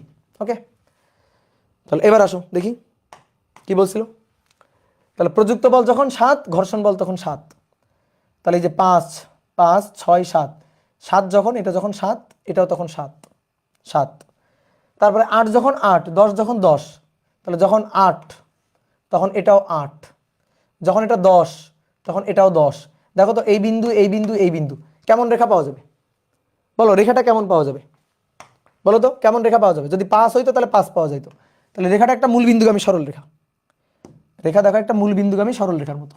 এই এই যে 3টা বিন্দু, কি বুঝতে পারছো? একটা মূল বিন্দুগামী সরল রেখা। যে প্রযুক্ত বলের মান 6, তখন ঘর্ষণ বল 6, প্রযুক্ত বলের মান 7, ঘর্ষণ বল 7, প্রযুক্ত বলের মান 8, ঘর্ষণ বল 8, 10 10 সমানুপাতিক হারে বাড়ছে, সমানুপাতিক হারে বাড়ছে। তাহলে সমানুপাতিক হারে বাড়লে মূল বিন্দুগামী সরল রেখা পাইলাম। ওকে, তাহলে এইটা হচ্ছে স্থিতি ঘর্ষণ। তাহলে কোন পয়েন্টটা স্থিতি ঘর্ষণের সর্বোচ্চ মান দেখাও তো? কোন পয়েন্ট, কোন পয়েন্ট স্থিতি ঘর্ষণ সর্বোচ্চ মান? এই যে সর্বোচ্চ স্থিতি ঘর্ষণ। তাহলে এটা হচ্ছে এফএস ম্যাক্সিমাম, এফএস ম্যাক্সিমাম। ঠিক আছে, তাহলে স্থিতি ঘর্ষণ বলের সর্বোচ্চ মান, সর্বোচ্চ মান। আর স্থিতি ঘর্ষণ বলটা সেটা প্রযুক্ত বল এফ এর সমানুপাতিক। দেখো সমানুপাতিক হারে বাড়ছে। কি ক্লিয়ার? গতি নাকি স্থিতি কোন ঘর্ষণের? এটা দুইটা ঘর্ষণই, দুইটা ঘর্ষণ। এই যে এই পর্যন্ত স্থিতি ঘর্ষণ, এবার গতীয় ঘর্ষণ শুরু হবে, এইবার গতীয় ঘর্ষণ শুরু হবে। ওকে ডান। এইবার আসো গতীয় ঘর্ষণের মানগুলো দেখো তো। এই যে তুমি এবার 11 নিউটন বল দিছো, 12 নিউটন বল দিছো, 15 নিউটন বল দিছো, 20 নিউটন বল দিছো, 25 নিউটন বল দিছো। দেখো তো ঘর্ষণ বল, ঘর্ষণ বলগুলোর মান দেখো। 4 নিউটন, 4 নিউটন, 4 নিউটন, সব 4 নিউটন। তাহলে ফিক্সড মান। তাহলে এবার বলো কি হবে? এবার রেখাটা কেমন হবে বলো দেখি, কে বলতে পারে? এবার রেখাটা কেমন পাওয়া যাবে? এবার একটা এক্স অক্ষের সমান্তরাল রেখা পাওয়া যাবে, এক্স অ্যাক্সিসের সমান্তরাল। Good, very good. তাহলে দেখো যখন আমি 11 নিউটন দিলাম তখন 4, তাহলে 10-এর থেকে 1 বেশি 11, 10-এর থেকে 1 বেশি 11 তখন 4। ধরো এটা 4, এই মানটা হচ্ছে ধরো 4, এই মানটা 4 নিউটন, তাহলে তখন হচ্ছে 4 নিউটন। এই যে যখন 11 তখন 4, তারপরে যখন 12, ধরো 12 যখন 4, তারপরে 15 যখন, এই যে 15 যখন তখনও 4, তারপর 20 যখন তখনও 4, 20 যখন তখনও 4, দেখছো? 25 যখন তখনও 4। তাহলে খেয়াল করো, ভালো করে খেয়াল করো, এই পয়েন্ট থেকে এই পয়েন্টে স্থিতি ঘর্ষণের সর্বোচ্চ মান এরপরে চলতে শুরু করছে, এই পয়েন্ট থেকে এরপরে চলতে শুরু করছে। অর্থাৎ এরপরে দেখো যখন চল ঘর্ষণ তখন ঘর্ষণ বলের মান ধাপ করে কমে গেছে, ধাপ করে কমে গেছে। দেখো ধাপ করে কমে গিয়ে একটা ফিক্সড মান আছে। দেখো একটা ফিক্সড মান, এইভাবে ফিক্সড মান নিয়ে চলতেছে, এইভাবে আজীবন চলতে থাকবে। তুমি এবার যত বল প্রয়োগ করবা ঘর্ষণ বলের মান ফিক্সড আছে, ঘর্ষণ বল গতীয় ঘর্ষণ বলের মান ফিক্সড আছে, তাহলে এই ফিক্সডটা নিয়েই চলতে থাকবে, এই ফিক্সড মান নিয়ে এভাবে চলতে থাকবে। এই হচ্ছে আমাদের গ্রাফ। কি ক্লিয়ার? এই হচ্ছে আমাদের গ্রাফ। তাহলে এটা হচ্ছে গতীয় ঘর্ষণ বল, এটা হচ্ছে এফ কে। তাহলে এফ এস এফ এর প্রযুক্ত বলের সমানুপাতিক, আর এফ কে কিন্তু প্রযুক্ত বলের উপর নির্ভর করে না। দেখো একটা ফিক্সড কনস্ট্যান্ট মান, কোনো একটা নির্দিষ্ট বস্তুর জন্য গতীয় ঘর্ষণ বলের মানটা সর্বদাই কনস্ট্যান্ট। কি ক্লিয়ার? এইবার আমরা এখান থেকে আরেকটা গ্রাফ আঁকবো, সেটা হচ্ছে ত্বরণের গ্রাফ। সেটা হচ্ছে প্রযুক্ত বলের সাথে বা সময়ের সাথে ত্বরণের গ্রাফ আঁকবো। তাহলে প্রযুক্ত বল এফ, আর এটা হচ্ছে ত্বরণ। আসো দেখো তো ত্বরণ, দেখো তো ত্বরণ কি ছিল এই পর্যন্ত, এই যে স্থিতি ঘর্ষণ এই পর্যন্ত, এই পর্যন্ত ত্বরণ কেমন ছিল? শূন্য। এই যে ত্বরণ 0 0 0, ত্বরণ 0। তারপর ত্বরণ বাড়তেছে 0.7 0.8 1.1 1.6 সমানুপাতিক হারে বাড়তেছে। তাহলে ত্বরণের গ্রাফটা কেমন হবে তোমরা বলো আমারে? ত্বরণের গ্রাফটা কেমন হবে তোমরা আমার বলো? তাহলে ত্বরণের গ্রাফটা এই পর্যন্ত থাকবে 0। স্থিতি ঘর্ষণ তো এই যে স্থিতি ঘর্ষণ তো 0 তো থাকবেই। এই যে স্থিতি ঘর্ষণ অংশে ত্বরণ থাকবে 0। আর এরপরে দেখো ত্বরণের মানটা সমানুপাতিক হারে বাড়তেছে 0.7। এই যে তুমি যখন 11 নিউটন দিছো তখন 0.7, 12 নিউটন 0.8, 13 নিউটন 0.9, 14 নিউটন মনে করো যে 1.0, 15 নিউটন 1.1, তারপর 16 নিউটন 1.2, এভাবে আস্তে আস্তে সমানুপাতিক হারে বাড়তে থাকবে। তাহলে তখন গ্রাফটা পাওয়া যাবে এরকম একটা গ্রাফ। কি ক্লিয়ার? তাহলে ত্বরণ প্রযুক্ত বলের সাথে, এখানে ত্বরণ 0 এ 0, আর এখানে ত্বরণ প্রযুক্ত বলের সাথে সমানুপাতিক, প্রযুক্ত বলের সাথে সমানুপাতিক। ওকে, এই হচ্ছে কথা। তো এটা প্রযুক্ত বলও হইতে পারে, আবার টাইম দিয়েও কিন্তু আঁকতে পারি, তাই তো? যে এ আর এটা টি। তাহলে আমি এখান থেকে বল প্রয়োগ করা শুরু করছি, এই পর্যন্ত, এই সময় পর্যন্ত ত্বরণ ছিল 0, এরপরে ত্বরণ সমানুপাতিক হারে বাড়তেছে। তাহলে এ বনাম টি এর গ্রাফও এটা, এ বনাম প্রযুক্ত বল এফ এর গ্রাফও এটা। তাহলে গ্রাফগুলো বুঝলে, এগুলো কিন্তু আমাদের বোর্ড বইগুলোতে ওইভাবে নাই, আলোচনা করা নাই। এবার মনে করো কেউ যদি দাবি করে সে ঘর্ষণ বোঝে, তার মানে সে এই ছক আর গ্রাফ বোঝে। ঠিক আছে, কেউ যদি দাবি করে সে ঘর্ষণ বোঝে, তার মানে তাকে এই ছক আর গ্রাফ বুঝতে হবে, তাহলে সে সব বুঝে। ওকে, তাহলে মোটামুটি আমরা ঘর্ষণের সব কিছু ঠিকঠাক করে ফেলছি, ঘর্ষণের সব কিছুই ঠিকঠাক করে ফেলছি। কি ক্লিয়ার? তাহলে যতক্ষণ মনে করো স্থিতি ঘর্ষণ বলের সর্বোচ্চ মান যেটা, এই যে স্থিতি ঘর্ষণ বলের সর্বোচ্চ মান, এর তুলনায় যতক্ষণ আমি কম বল দিব ততক্ষণ স্থিতি ঘর্ষণ কাজ করবে, আর এর তুলনায় যখন বেশি বল দিব তখন গতীয় ঘর্ষণ বলটা কাজ করবে, গতীয় ঘর্ষণ কাজ করবে, এবং সেই গতীয় ঘর্ষণের সূত্র আলাদা করে গতীয় ঘর্ষণের সূত্র দিয়ে বলের মানটা আমাদের বের করে নিতে হবে। কি ক্লিয়ার? এই হচ্ছে কথা। তাহলে তুলছো? সবাই তুলছো? বলো তুলছো কিনা? ওকে, এবার আসো তোমাদের একটা জিনিস দেখাই, সেটা হচ্ছে ঘর্ষণ স্থিতি ও চলঘর্ষণ গুণাঙ্ক। স্থিতি ও চলঘর্ষণ গুণাঙ্ক, এই দুইটার মধ্যে কোনটা বেশি আর কোনটা কম? স্থিতি ঘর্ষণ গুণাঙ্ক আর চলঘর্ষণ গুণাঙ্ক, এই দুইটার মধ্যে কোনটা বেশি কোনটা কম? স্থিতি ঘর্ষণ গুণাঙ্ক মানে সর্বোচ্চ স্থিতি ঘর্ষণ গুণাঙ্ক, ঠিক আছে, সর্বোচ্চ। তো গুণাঙ্ক তো ফিক্সড মান, গুণাঙ্কের ফিক্সড মান, এটা কনস্ট্যান্ট। তাহলে স্থিতি ঘর্ষণ গুণাঙ্ক মিউএস, চলঘর্ষণ গুণাঙ্ক মিউকে, এই দুইটার মধ্যে কোনটা বড় কোনটা ছোট? আচ্ছা তাহলে বলো তো স্থিতি ঘর্ষণ বল, স্থিতি ঘর্ষণ বল, এতক্ষণ তো সূত্রের হিসাব নিকাশ করলাম, তাহলে বলো স্থিতি ঘর্ষণ বলের সূত্র বলো, এফ বলো, বা এফ এস, সর্বোচ্চ আর কি, সর্বোচ্চ স্থিতি ঘর্ষণ বল, সর্বোচ্চ স্থিতি ঘর্ষণ বল এফ এস ম্যাক্স, বলো এর সূত্রটা বলো, সূত্রটা কি হবে? মিউ ইন্টু আর, তাহলে মিউ আর এর জায়গায় এমজি। এবার স্থিতি ঘর্ষণের জন্য মিউ এস আর এই পাশে চল ঘর্ষণ বল, তাহলে চল ঘর্ষণ বলের জন্য ঘর্ষণ বলের আজীবন সূত্র ভাই, সেটা যে ধরনের বল হোক, মূল সূত্র F equal to mu into R, এটা আগে লিখে নিবা। এবার চল ঘর্ষণ, তাহলে এফ কে, এখানে মিউ এর জায়গায় হবে মিউ কে, তাহলে মিউ কে আর এর জায়গায় আর ইকুয়াল টু তো এম জি, আমরা দেখলাম। ঠিক আছে, ধরো একই বস্তু আর কি, ঠিক আছে, একই বস্তু, সুতরাং তার ভর এম জি, তাহলে আলাদা কি মিউ এস, আলাদা হচ্ছে মিউ কে, অর্থাৎ যতক্ষণ স্থির ছিল মিউ এস, গতিশীল মিউ কে। ওকে, এবার আসো এই দুইটার মধ্যে কোনটা বেশি আর কোনটা কম আমরা একটু দেখি তো, কোনটা বেশি কোনটা কম।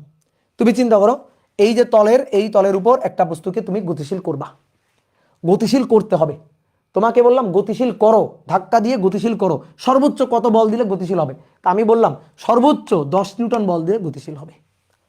তাহলে এটা স্থিতি ঘর্ষণের সর্বোচ্চ মান না? সর্বোচ্চ 10 নিউটন দিলে গতিশীল হবে, এটা স্থিতি ঘর্ষণের সর্বোচ্চ মান না? ক্লিয়ার? স্থিতি ঘর্ষণের সর্বোচ্চ মান। এইবার তোমার আমি বললাম একটা বস্তু গতিশীল আছে, ঠিক আছে, একটা বস্তু গতিশীল আছে, এটা গতিশীল, অলরেডি গতিশীল, তাহলে গতিশীল ওরে থামাইও না, ওরে গতিশীল রাখো, ওর বেগ বৃদ্ধি করো, তোমার আমি বললাম ওর বেগ বৃদ্ধি করো। তাহলে গতিশীল আছে, এই অবস্থায় এই তলে যে ঘর্ষণ বলটা কাজ করবে, সেই ঘর্ষণ বলটা স্থির অবস্থা থেকে গতিশীল করার জন্য যে বল দিয়ে গতিশীল করতে হবে তার তুলনায় বেশি হবে না কম হবে? বলো তো, বলো তার তুলনায় বেশি হবে না কম হবে? তাহলে কম হবে, স্বাভাবিক, কমন সেন্স। তাহলে এইটা হচ্ছে মিউকে, তাহলে মিউকেটা হবে মিউ এস এর থেকে কম। তাহলে আমরা বুঝলাম যে আচ্ছা তাহলে মিউকেটা মিউ এস এর চেয়ে কম, তাহলে মিউ এসটা গ্রেটার দেন মিউকে। ঠিক আছে, এই মিউ এস মানে কিন্তু ম্যাক্সিমাম, ঠিক আছে, আমি বারবার বলতেছি আমরা যেটা হিসাব করতেছি সেটা কিন্তু ম্যাক্সিমাম। তাহলে মিউ এসটা মিউকের থেকে বেশি হবে। ওকে, তাহলে বেশি যদি হয় তাহলে mu S equal to sorry mu S বলতেছি এফ এসটা এফ কে এর চেয়ে বেশি হবে। এবার F S equal to mu S M G greater than F K equal to mu K M G, M কাটা এম কাটা, তাহলে অতএব mu S greater than mu K. Okay, এই হচ্ছে বুঝলা? তাহলে স্থিতি ঘর্ষণ গুণাঙ্কের মানটা অবশ্যই চল ঘর্ষণ গুণাঙ্কের চেয়ে কোনো একটা তলে অবশ্যই বেশি হবে, ঠিক আছে, অবশ্যই বেশি। তাহলে এই হচ্ছে আমাদের হিসাব নিকাশ, মোটামুটি ঘর্ষণের হিসাব নিকাশ সব হয়ে গেছে। তো আমরা এবার কয়েকটা টাইপ একটু আলোচনা করব, কয়েকটা টাইপ আলোচনা করব যাতে আমরা ম্যাথগুলা খুব ইজিলি পারি। তাহলে আসো প্রথমে টাইপ ওয়ান। টাইপ ওয়ান হচ্ছে অমসৃণ তলে অনুভূমিক তলে কেমন তল? অমসৃণ তল, অনুভূমিক তল। অমসৃণ অনুভূমিক তলে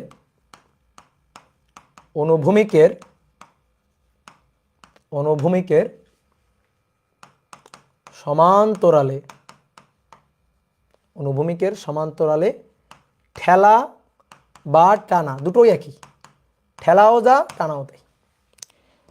তাহলে কেমন তল? অমসৃণ তল। কেমন তল? অনুভূমিক তল। অনুভূমিক তল।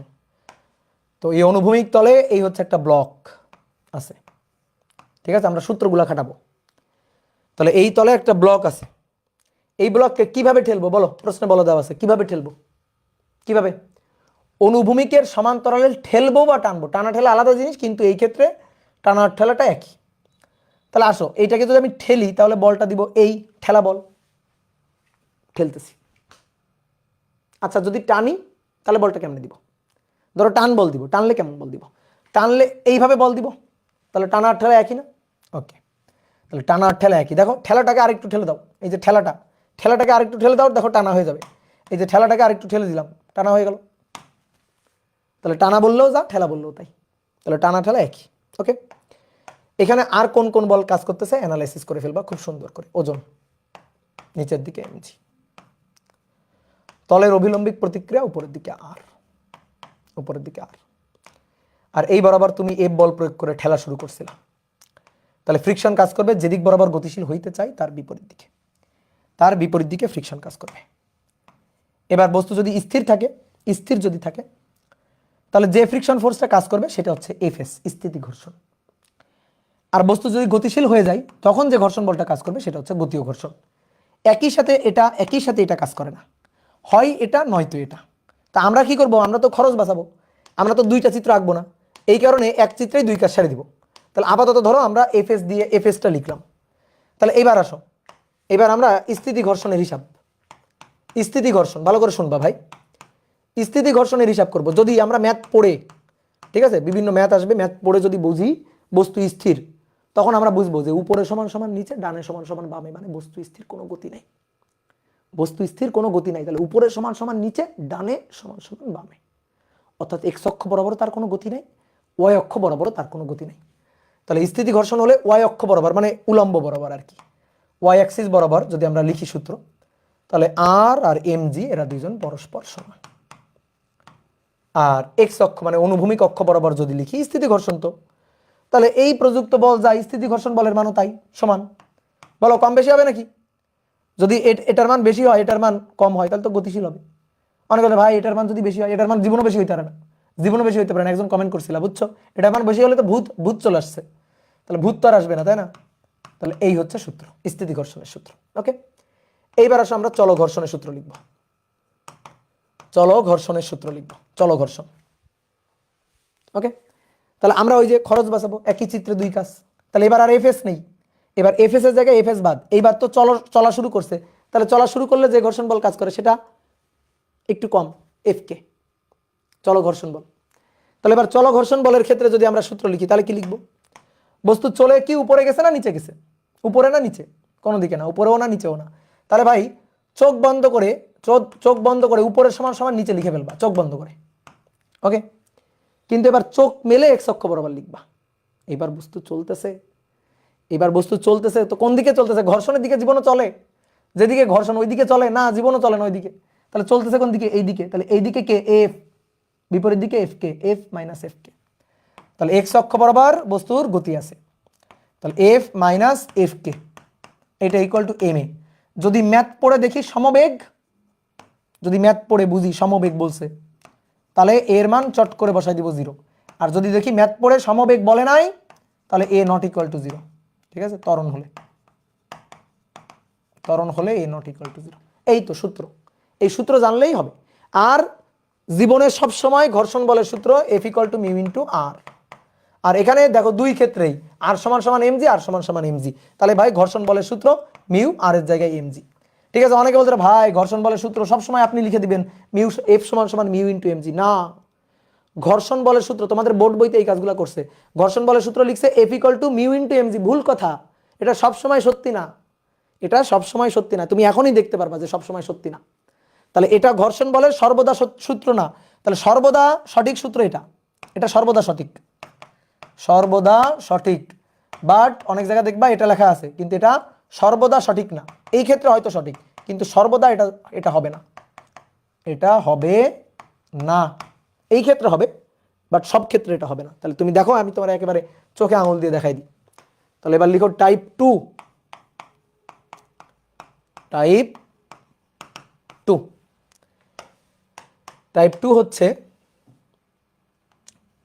অমসৃণ অনুভূমিক তলে, অমসৃণ অনুভূমিক তলে অনুভূমিকের সাথে তির্যকভাবে মানে আলফা কোণ করে, আলফা কোণে টানা, আলফা কোণে টানা, টানবো এবার, ঠিক আছে, এবার টানা। তাহলে এইবার এইবার টানার ঠেলা একই না, দেখো আমি তোমার দেখাই যে টানার ঠেলা যে একই না, সেটা আমি তোমার একেবারে দেখাই দিচ্ছি এখানে। এটা হচ্ছে তল, এই তলে রাখি, ব্লক রাখি। এই ব্লকে কি করব, ঠেলবো নাকি টানবো? কি করব, ঠেলবো নাকি টানবো? এই যে একজন একটা প্রশ্ন করছে, ভাই ভাই এ যদি 0 হয় তাহলে এফ সমান সমান এফ কে হচ্ছে, তখন তো বস্তু স্থির। তাহলে তোমার আমি নিউটনের সূত্র শিখাইতে পারি নাই, তাহলে আমি তোমার নিউটনের সূত্রটা শিখাইতে পারি না। নিউটনের প্রথম সূত্র তুমি সকালে ঘুম থেকে উঠে একবার বলবা, রাতে ঘুমাইতে যাওয়ার আগে একবার বলবা। পোলাপান বোঝে কি জানো, ধরো একটা বস্তু, এই বস্তুর উপর এদিকে 5 নিউটন আর এদিকে 5 নিউটন বল কাজ করলে যদি জিজ্ঞেস করা হয়, বলো তো বস্তু কি থাকবে, বলো বস্তু কি থাকবে, বলো এই বস্তুটা কেমন থাকবে? এদিকে 5 নিউটন, এদিকে 5 নিউটন, কি থাকবে বস্তুটা? বস্তুটা স্থির থাকবে। এই কথা আংশিক সত্য। নিউটন সাহেব বলছে দুটো কথা। নিউটনের প্রথম সূত্রটা মনে মনে বলো তো, বাহ্যিক বল প্রয়োগ না করলে, অর্থাৎ লব্ধি শূন্য হলে দুটো ঘটনা ঘটে, হয় বস্তু স্থির, নয়তো বস্তু সমবেগে গতিশীল। ঠিক আছে, দুইটা ঘটনা ঘটে। তাহলে তুমি কেন স্থিরটাই বুঝবা সবসময়, সমবেগে গতিশীল হইতে পারে না? তাহলে এ 0 হলে বস্তু স্থির থাকবে সবসময়। তাহলে একজন কমেন্ট করছো যে এ 0 হলে এফ সমান সমান এফ কে হচ্ছে, তো তখন তো বস্তু স্থির থাকবে না, তখন বস্তু সমবেগেও চলতে পারে। বুঝলা? নিউটনের সূত্রটা ভালো করে খেয়াল করো, দুটো অংশ, প্রথম সূত্রের দুটো অংশ। বাহ্যিক বল প্রযুক্ত না হলে স্থির বস্তু স্থির আর গতিশীল বস্তু সমবেগে গতিশীল। ঠিক আছে, তাহলে এবার আসো দেখো, এই ব্লকটাকে এবার আমরা টানবো। তাহলে এবার বল প্রয়োগ করে টানছি, এই যে এভাবে টানছি। কত বল প্রয়োগ করে? এফ বল প্রয়োগ করে অনুভূমিক রেখার সাথে, এই যে অনুভূমিক রেখা, অনুভূমিক রেখার সাথে কত কোণ করে? অনুভূমিক রেখার সাথে আলফা কোণ করে টানছি। ওকে, এবার এর উপর যতগুলো বল কাজ করে সবগুলো বলকে অ্যানালাইসিস করো। তাহলে নিচের দিকে কাজ করবে ওজন এমজি। ওকে, আমরা ওজন এমজি কে গোলাপি কালি দিয়ে আঁকছিলাম, তাহলে সবসময় এটাই একই। নিচের দিকে ওজন এমজি। তলের অবিলম্বিক প্রতিক্রিয়া সর্বদাই তলের লম্ব বরাবর কাজ করে, সর্বদাই তলের লম্ব বরাবর অবিলম্বিক প্রতিক্রিয়া আর। এইবার আসো আমরা এফ কে দুটো উপাংশে ভাঙি। দেখো এফ বাঁকাতেরা হয়ে আছে, দুটো উপাংশে ভেঙে দাও। তাহলে দুটো উপাংশে ভাঙলে এই বরাবর যে উপাংশটা তার নাম হবে এফ কজ আলফা। ওকে, আর এই বরাবর যে উপাংশটা তার নাম হবে এফ সাইন আলফা। আশা করি এটা তোমরা বুঝবা। যার সাথে কোণ তার সাথে কজ, কোণ নেই যার সাথে তার সাথে সাইন। এফ কিন্তু মরে গেছে, এফ আর নাই। এফ কি বেঁচে আছে? নাই, মরে গেছে। উপরের দিকে কত? আর এবং এফ সাইন আলফা। নিচের দিকে কত? এম জি। ডান দিকে কত? F cos alpha. বলো বস্তু কোন দিকে গতিশীল হইতে চায়, বলো। ঠিক আছে, ঘর্ষণ কোন দিকে এটা ভালো করে বুঝতে গেলে নিজেরা প্রশ্ন করতে হবে, বস্তু কোন দিকে গতিশীল হইতে চায়, বলো কোন দিকে? এফ কজ আলফার দিকে। তাহলে বস্তু এফ কজ আলফার দিকে গতিশীল হইতে চায়, তাহলে ফ্রিকশন কোন দিকে কাজ করবে? ফ্রিকশন কাজ করবে তার বিপরীত দিকে। এই যে, তাহলে ফ্রিকশন কাজ করতেছে, ধরো স্থির আছে, তাহলে এফ এস। তাহলে এবার এফ কিন্তু নাই, তাহলে এবার উপরে নিচে ডানে বামে। তাহলে তোমরা বলো এবার স্থিতি ঘর্ষণের সূত্র, তোমরা বলো স্থিতি ঘর্ষণ, স্থিতি ঘর্ষণের সূত্র তোমরা বলো। স্থিতি ঘর্ষণ হলে, স্থিতি ঘর্ষণ মানে বস্তু স্থির। তাহলে উপরে সমান সমান নিচে, ডানে সমান সমান বামে। তাহলে উপরে সমান সমান নিচে মানে আর প্লাস এফ সাইন, আর প্লাস এফ সাইন, এই যে আর প্লাস এফ সাইন আলফা, এটা সমান সমান নিচে এমজি। ওকে, এটা এমজি। ঠিক আছে, আর ডানে সমান সমান বামে, দ্যাট মিনস এক্স অক্ষ বরাবর এফ কজ আলফা সমান সমান ডানে সমান সমান বামে, তাহলে এফ কজ আলফা সমান সমান এফ এস। ওকে, ডান, গুড, ভেরি গুড। এবার আসো, বস্তু এবার চলবে কোন দিকে? চলবে কোন দিকে? এই দিক বরাবর চলবে, যেহেতু এই দিক বরাবর তুমি টানতেছো তাহলে অনুভূমিক বরাবর আগাবে, এফ কজ আলফার দিকে আগাবে। তাহলে বিপরীত দিকে ফ্রিকশন, সেই ফ্রিকশনটা কত? বিপরীত দিকে ফ্রিকশন কত? এফ কে, কারণ চলতেছে এবার। তাহলে যখনই দেখবা চলতেছে, সমবেগে চলুক বা ত্বরণ নিয়ে চলুক, তখন গতীয় ঘর্ষণ বল এফ কে কাজ করবে। ওকে, তাহলে এবার আসো চলো ঘর্ষণ বা গতীয় ঘর্ষণ। বস্তু কি উপরে উঠে গেছে? না। বস্তু কি নিচে ঢুকে গেছে? না। তাহলে R plus F sine alpha এইটা ইকুয়াল টু নিচের দিকে MG. Okay, R plus F sine alpha equal to নিচের দিকে এমজি। এইবার বলো দেখি গতি কোন দিকে? এই দিকে গতি। তাহলে এই দিকে গতি, বিপরীত দিকে ফ্রিকশন। কোন ফ্রিকশন? এফ কে। তাহলে চলতেছে যেহেতু, তাহলে এফ কজ আলফা বড় মাইনাস এফ কে থেকে তো কোনোদিন বিয়োগ হবে না, কারণ বস্তু তার ঘর্ষণের দিকে যাবে না। তাহলে F cos alpha minus F K equal to M A. চিত্র আঁকা উচিত দুইটা, ঠিক আছে, যে একবার এফ এস একবার এফ কে, কিন্তু আমরা খরচ বাঁচানোর জন্য চিত্র আঁকতেছি একবার, বুঝলা? এবার বস্তু যদি সমবেগে চলে, আবার একই কথা, যদি প্রশ্ন পড়ে আমরা দেখি সমবেগে, তাহলে এই সূত্র লেখার পরে চট করে এর মান বসাবো 0। আর যদি দেখি না ত্বরণ নিয়ে চলতেছে, ওকে, তাহলে ত্বরণ নিয়ে চললে এর মান নট ইকুয়াল টু 0, কিছু একটা হবে। এই হচ্ছে কাহিনী। তো আমরা বলতেছিলাম যে টানার ঠেলা অনুভূমিকের সমান্তরালে একই, কিন্তু অনুভূমিকের সাথে কোণ করে টানার ঠেলা একই না। ঠিক আছে, অনুভূমিকের সাথে কোণ করে টানার ঠেলা একই না। ফাহাদ বলছে বুঝি নাই। কি বুঝো নাই? এইটা বড়, এইদিকে বস্তু গতিশীল, আর বিপরীত দিকে ঘর্ষণ এফ কে, তাহলে এইটা মাইনাস এইটা ইকুয়াল টু এম এ। ঠিক আছে, ক্লিয়ার?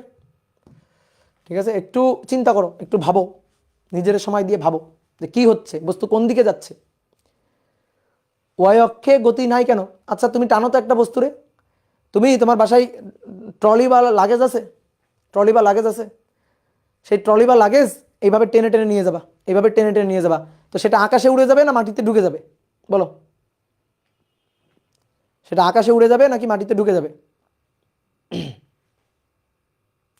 উপরে চলে যাবে, আকাশে উড়ে যাবে, বা আকাশে উড়ে যাবে? একজন বলছে আকাশে উড়ে যাবে, উপরে উড়ে যাবে।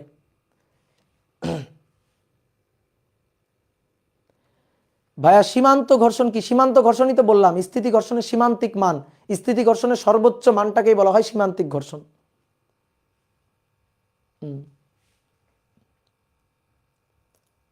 মাটিতে ঢুকে যাবে, একজন লিখছে মাটিতে ঢুকে যাবে।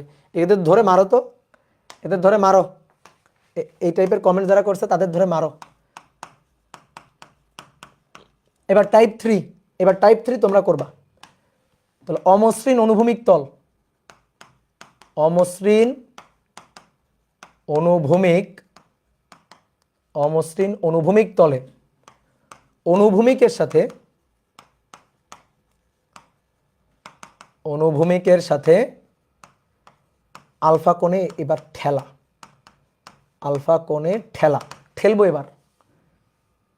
ঠেলবো।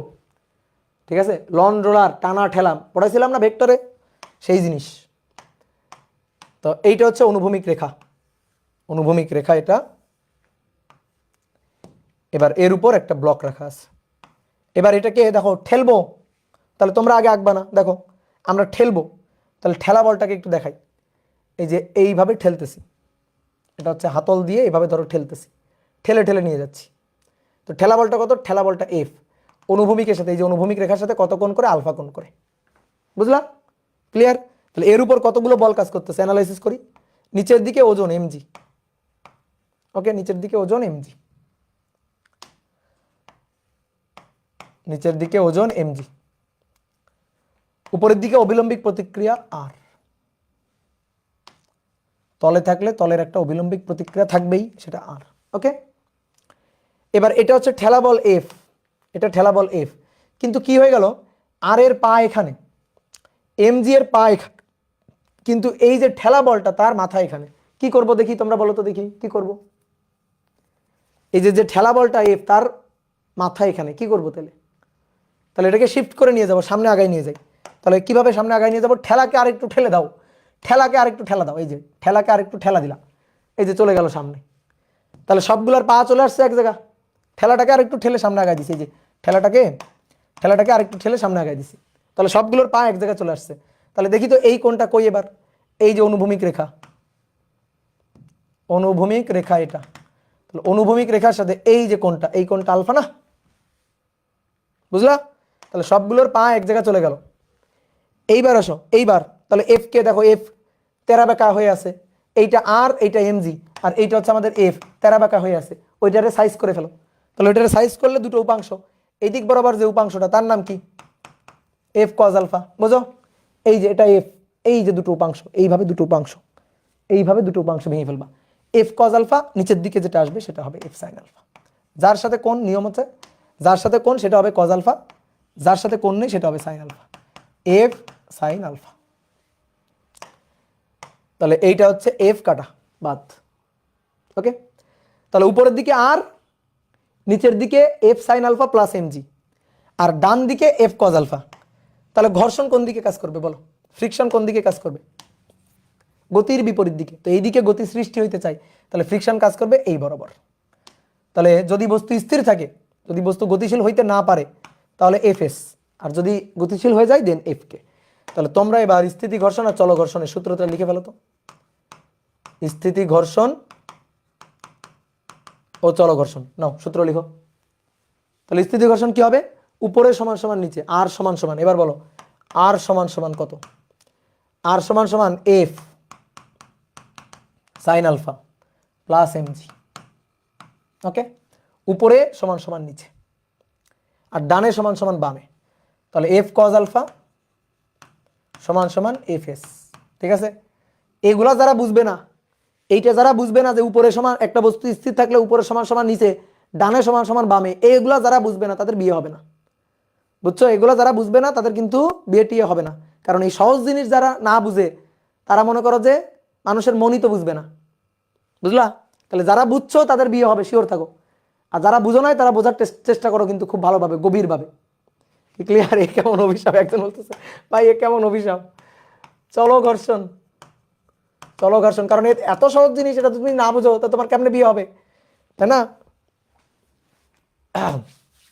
এইবার আসো, এইবার আসো চলো ঘর্ষণ। তাহলে বস্তু চলতে থাকলে কোন দিকে চলবে? বস্তু এই দিক বরাবর চলবে। তাহলে বস্তু যদি এই দিক বরাবর চলবে তাহলে বিপরীত দিকে ঘর্ষণ, কিন্তু এবার চলতেছে, তাহলে চলো ঘর্ষণ। এবার এফ কে, তাহলে এবার আর এফ এস কে চিনি না। তাহলে বস্তু তো আর আকাশে উড়ে যায় নাই, যে বস্তু আকাশে উড়ে গেছে না, মাটিতে ঢুকে গেছে না, তাহলে উপরে সমান সমান নিচে, এটা তো সেম থাকবে। তাহলে আর সমান সমান এফ সাইন আলফা প্লাস হচ্ছে এমজি। ওকে, এবার বস্তু চলতেছে কোন দিকে? ঠিক আছে, এবার বস্তু চলতেছে কোন দিকে? এই দিকে চলতেছে, এফ কজ আলফা। তাহলে F cos alpha minus F K, এই যে লব্ধি বল, F cos alpha minus F K equal to M A. এবার যদি বস্তু স্থির থাকে, সরি সমবেগে চলে, স্থির থাকলে তো স্থিতি ঘর্ষণই হইতো। বস্তু যদি সমবেগে চলে তাহলে আবারও এ জিরো এ জিরো, আর যদি ত্বরণ নিয়ে চলে তাহলে এ নট জিরো। এই হচ্ছে কাহিনী। ওকে,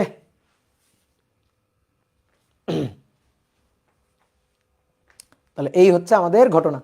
এইবার তোমরা বলো তো, একটা প্রশ্নের উত্তর তোমরা পড়ছিলা ভেক্টর অধ্যায়ে, তোমাদের পড়াইছিলাম লন রোলার ঠেলা অপেক্ষা টানা সহজ কেন? মনে পড়ে? তো তখন তুমি যখন ভেক্টর পড়তা তখন তো তুমি ছোট মানুষ ছিলা, তখন তুমি কেবল ভেক্টরের কনসেপ্ট পড়ছিলা। তো তখন আমরা ভেক্টরের কনসেপ্ট যতটুকু পড়ছি সেই কনসেপ্টের উপর উত্তর দিছিলাম যে টানার সময় আপাত ওজন কমে যায় আর ঠেলার সময় আপাত ওজন বেড়ে যায়, এইটা আমরা বলছিলাম। ঠিক আছে, হালকার উপর ঝাপসার ঘটনা বলছিলাম। ঠিক আছে, কিন্তু এখন আমরা এর সুন্দর ব্যাখ্যা জানি যে যখন কোনো বস্তুকে আমি ঠেলতে যাব তখন বেশি কষ্ট হবে, কারণ ঘর্ষণ বল বেশি। আর যখন টানবো তখন সহজ হবে, কারণ টানলে ঘর্ষণ বলটা কম হয়, ঠেললে ঘর্ষণ বলটা বেশি হয়, টানলে ঘর্ষণ বলটা কম হয়। কেমনে বললাম দেখো, কেমনে বললাম দেখো, এই পাশে ঠেলা আর এই পাশে টানা।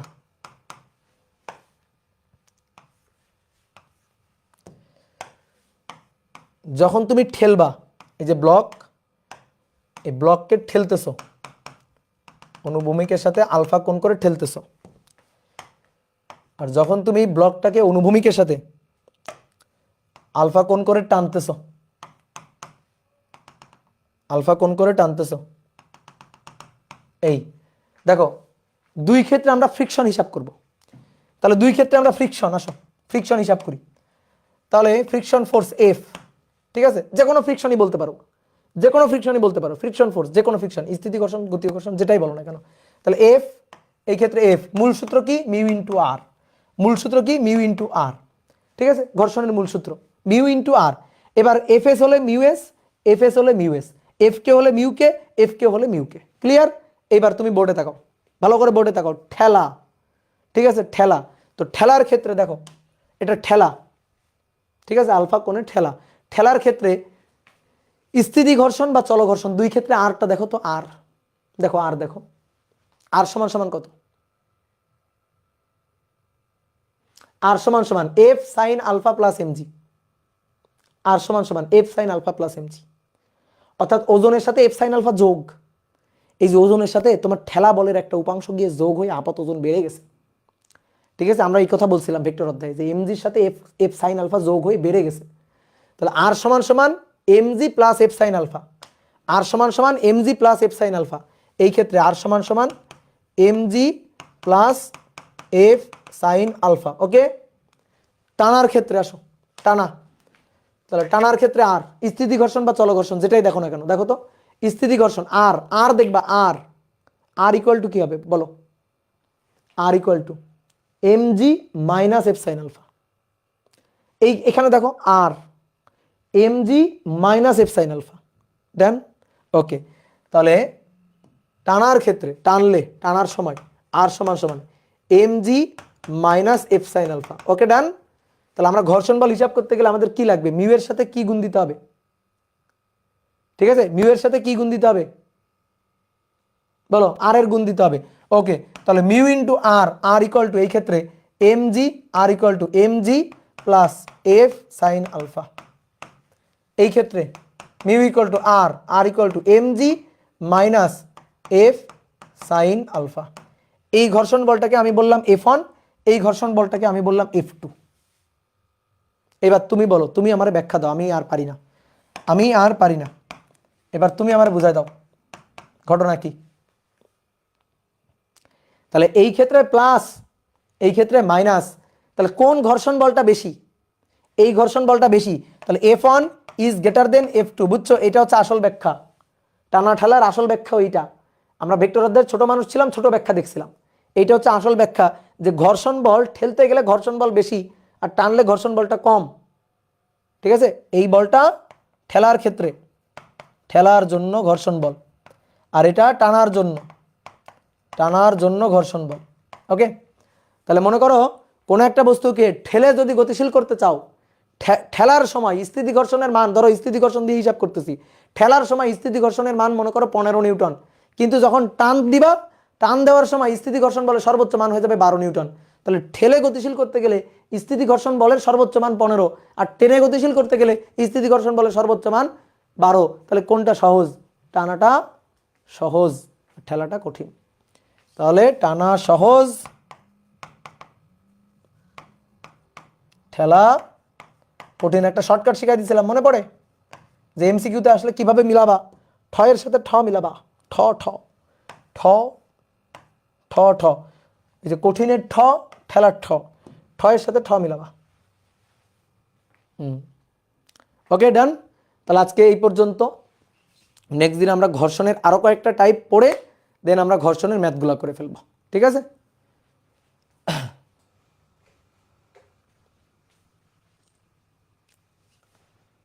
দাদা প্রত্যেক দিন ক্লাস শেষে যদি ওই টপিকের উপর প্র্যাকটিস শিট থেকে HW দিতেন তাহলে খুব ভালো হতো। এই কথাটা সুন্দর বলছো সাইফুল ইসলাম, তোমার একটা চকলেট দিব আমি। সুন্দর একটা কথা বলছো, এই যে সুন্দর একটা কমেন্ট করছো। আচ্ছা ঠিক আছে, আমি পরের দিন থেকে তাহলে ওই কাজ করব। ঠিক আছে, আমি তো ভাবি তোমরা পড়ো, এই কারণে আর আমি তোমাদের হোমওয়ার্ক দিই না।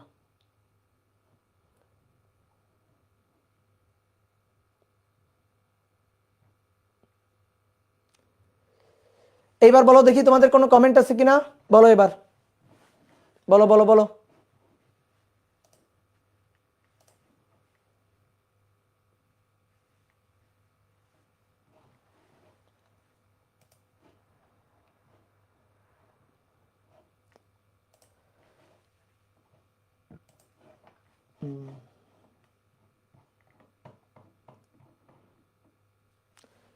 ভাই আপনি কি বাবা মার সাথে থাকেন নাকি একাই? বাবা মার সাথে থাকি না, মার সাথে থাকি, বাবার সাথে থাকি না, বাবা থাকে অন্য জায়গায়। দাদা প্র্যাকটিসটা টপিক বেস দিলে বেটার হয়। হ্যাঁ আমি টপিক বেস দিয়ে দিব তাহলে এখন থেকে। দাদা ফিজিক্সে বসার জন্য কি করবা? রেগুলার প্র্যাকটিস করবা, রেগুলার পড়াশোনা করবা, রেগুলার পড়বা, আমার ক্লাস রেগুলার করবা, ক্লাস জমায় রাখবা না, ঠিক আছে? দাদা বাসায় পড়ার সময় পাই না, কি করবো? কেন পড়ার সময় পাও না? তোমার কি এখন তুমি ফার্স্ট ইয়ারে, তোমার কি এত সময়ের অভাব আমি বুঝলাম না।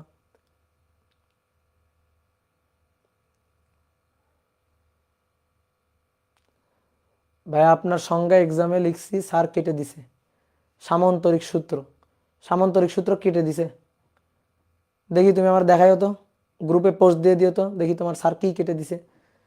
দিও, গ্রুপে পোস্ট দিয়ে দিও, তারপর আমি স্যারের সাথে কথা বলবো না। আগে দেখবো তুমি কি লিখছো, তুমি যদি ভুল লিখো। দাদা আপনার মতো হতে চাই, কি করবো? আমার মতো হইতে হবে না, তুমি তোমার মতো হও, ঠিক আছে? তুমি তোমার মতো হও।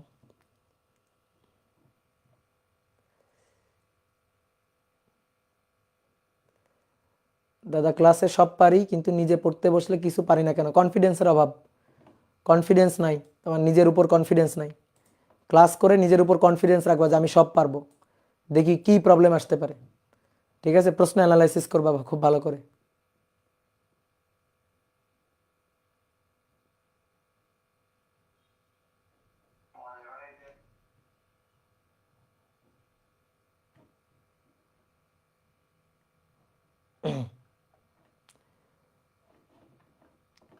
দাদা এটা শেষ হইতে কতদিন লাগবে? এই অধ্যায় শেষ হইতে কতদিন লাগবে? 10 দিন পর হাফ ইয়ারলি। তোমার হাফ ইয়ারলিতে যে সিলেবাস আছে যতটুকু হয় অতটুকু পড়ে পরীক্ষা দিবা, ঠিক আছে? অতটুকু পড়ে পরীক্ষা দিবা।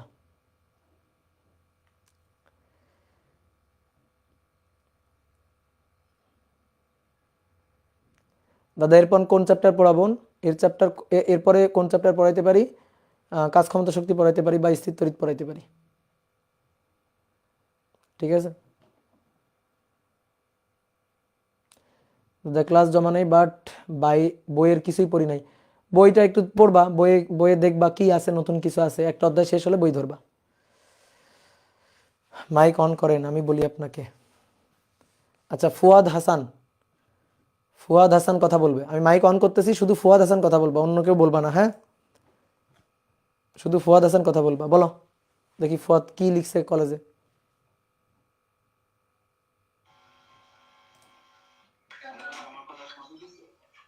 হ্যাঁ ফুয়াদ বলো, ফুয়াদ।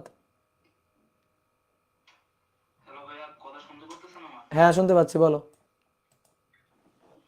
আচ্ছা, আমি লিখছি হলো, যদি কোনো সামান্তরিকের দুটি সন্নিহিত বাহু দ্বারা দুটি সমজাতীয় ভেক্টরকে প্রকাশ করা হলে হুম। তাহলে বাহুদ্বয়ের ছেদবিন্দুগামী কর্ণই ওই ভেক্টর দ্বয়ের লব্ধির মান অধিক প্রকাশ করবে।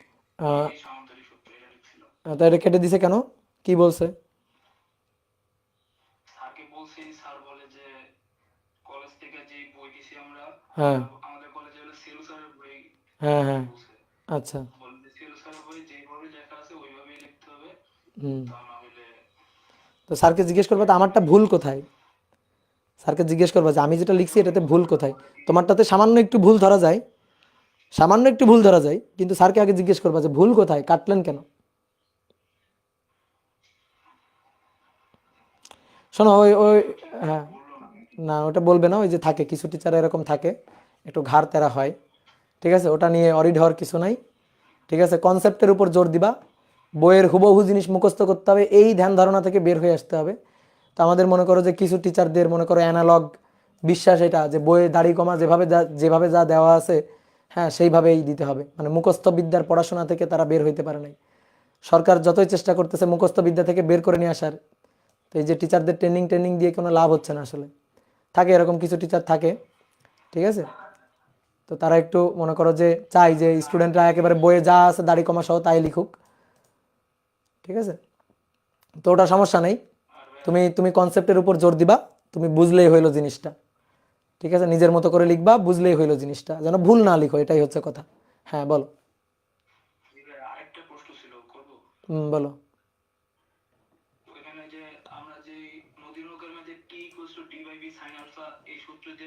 ম্যাথ করছি না, কেটে দিছে। এটা কি ডাইরেক্ট কোনো সূত্র না? এটা ডাইরেক্ট কোনো সূত্র না, ডাইরেক্ট ডাইরেক্ট হচ্ছে কি, আমি তো ক্লাসে বলছিলাম, বারবার বলছিলাম যে তোমরা যদি পারো একটু প্রথম 2 লাইন লিখবা। বলছিলাম না ক্লাসে এটা? বলো। বলছিলাম যে প্রথম 2 লাইন একটু লিখে নিবা, যে ডি ডিভাইডেড বাই, ধরো প্রস্থ ডিভাইডেড বাই প্রস্থ বরাবর বেগের উপাংশ, এটা লিখে দেন তারপরে লম্বাংশ উপপাদ্য অনুযায়ী তুমি লিখবা U cos 0 V cos alpha. ঠিক আছে, এটা লিখে তারপরে করবা। তো এটা করলে সবচেয়ে বেটার হয়। তবে অ্যাডমিশন টেস্টে তুমি ডাইরেক্ট সূত্র খাটাইতে পারবা, কিন্তু বোর্ড পরীক্ষাতে ধরো তোমার গ ঘ কোশ্চেন চাইছে, এখন গ ঘ কোশ্চেনে তুমি একবারে 1 লাইনে উত্তর করে দিছো, তো টিচার তো মার্ক দিতে চাইবে না। এই কারণে একটু প্রশ্নের সাইজটা বড় বানাবা, বুঝলা? বোর্ড পরীক্ষাতে একটু প্রশ্নের সাইজটাকে ধরো, মানে সাপোজ এটা হচ্ছে কি অবস্থা বুঝে ব্যবস্থা, ধরো তোমার চাইছে নদী পার হইতে কত সময় লাগবে, প্রশ্নের মার্ক হচ্ছে 4, এখন তুমি কি করলা, T equal to D by B sine alpha একবার লিখে দিলা, এটুকু লিখে দিয়ে 1 লাইনে ম্যাথ করে দিয়ে আসলা, তো টিচার তো 4 দিতে গিয়ে তো তার একটু কিপটামি সে করবেই, বুঝলা? এই কারণে একটু দেওয়া আছে নদী এঁকে ফেলবা, সুন্দর করে একটা নদী এঁকে ফেলবা, তারপরে দেওয়া আছে একটু লিখবা, মানে বোর্ড পরীক্ষায় যত ঢং চং করতে পারো আর অ্যাডমিশনে যত লাইন গ্যাপ দিতে পারো। ওই ম্যাথ আমি 1.5 পৃষ্ঠা লিখছি। তাও কেটে দিছে। উনি খালি বলে যে তুমি এখানে এই সূত্র কেন ইউজ করছো, বলে যে আমি 2013 সাল থেকে বোর্ডের খাতা দেখি, হ্যাঁ আমি এই সূত্র কোনো জায়গায় দেখি নাই, হ্যাঁ। এগুলো বললো। ও, স্যারকে বলবা যে স্যার, সব রাখছি। স্যারকে মাঝে মাঝে ওই, শোনা একটা কাজ করবা, আমাদের ওই নদী নৌকার লেকচারটা নিয়ে স্যারকে দেখাবা, দেখেন তো স্যার এরা এত ভুল পড়াইছে কেন, স্যারকে দেখাবা।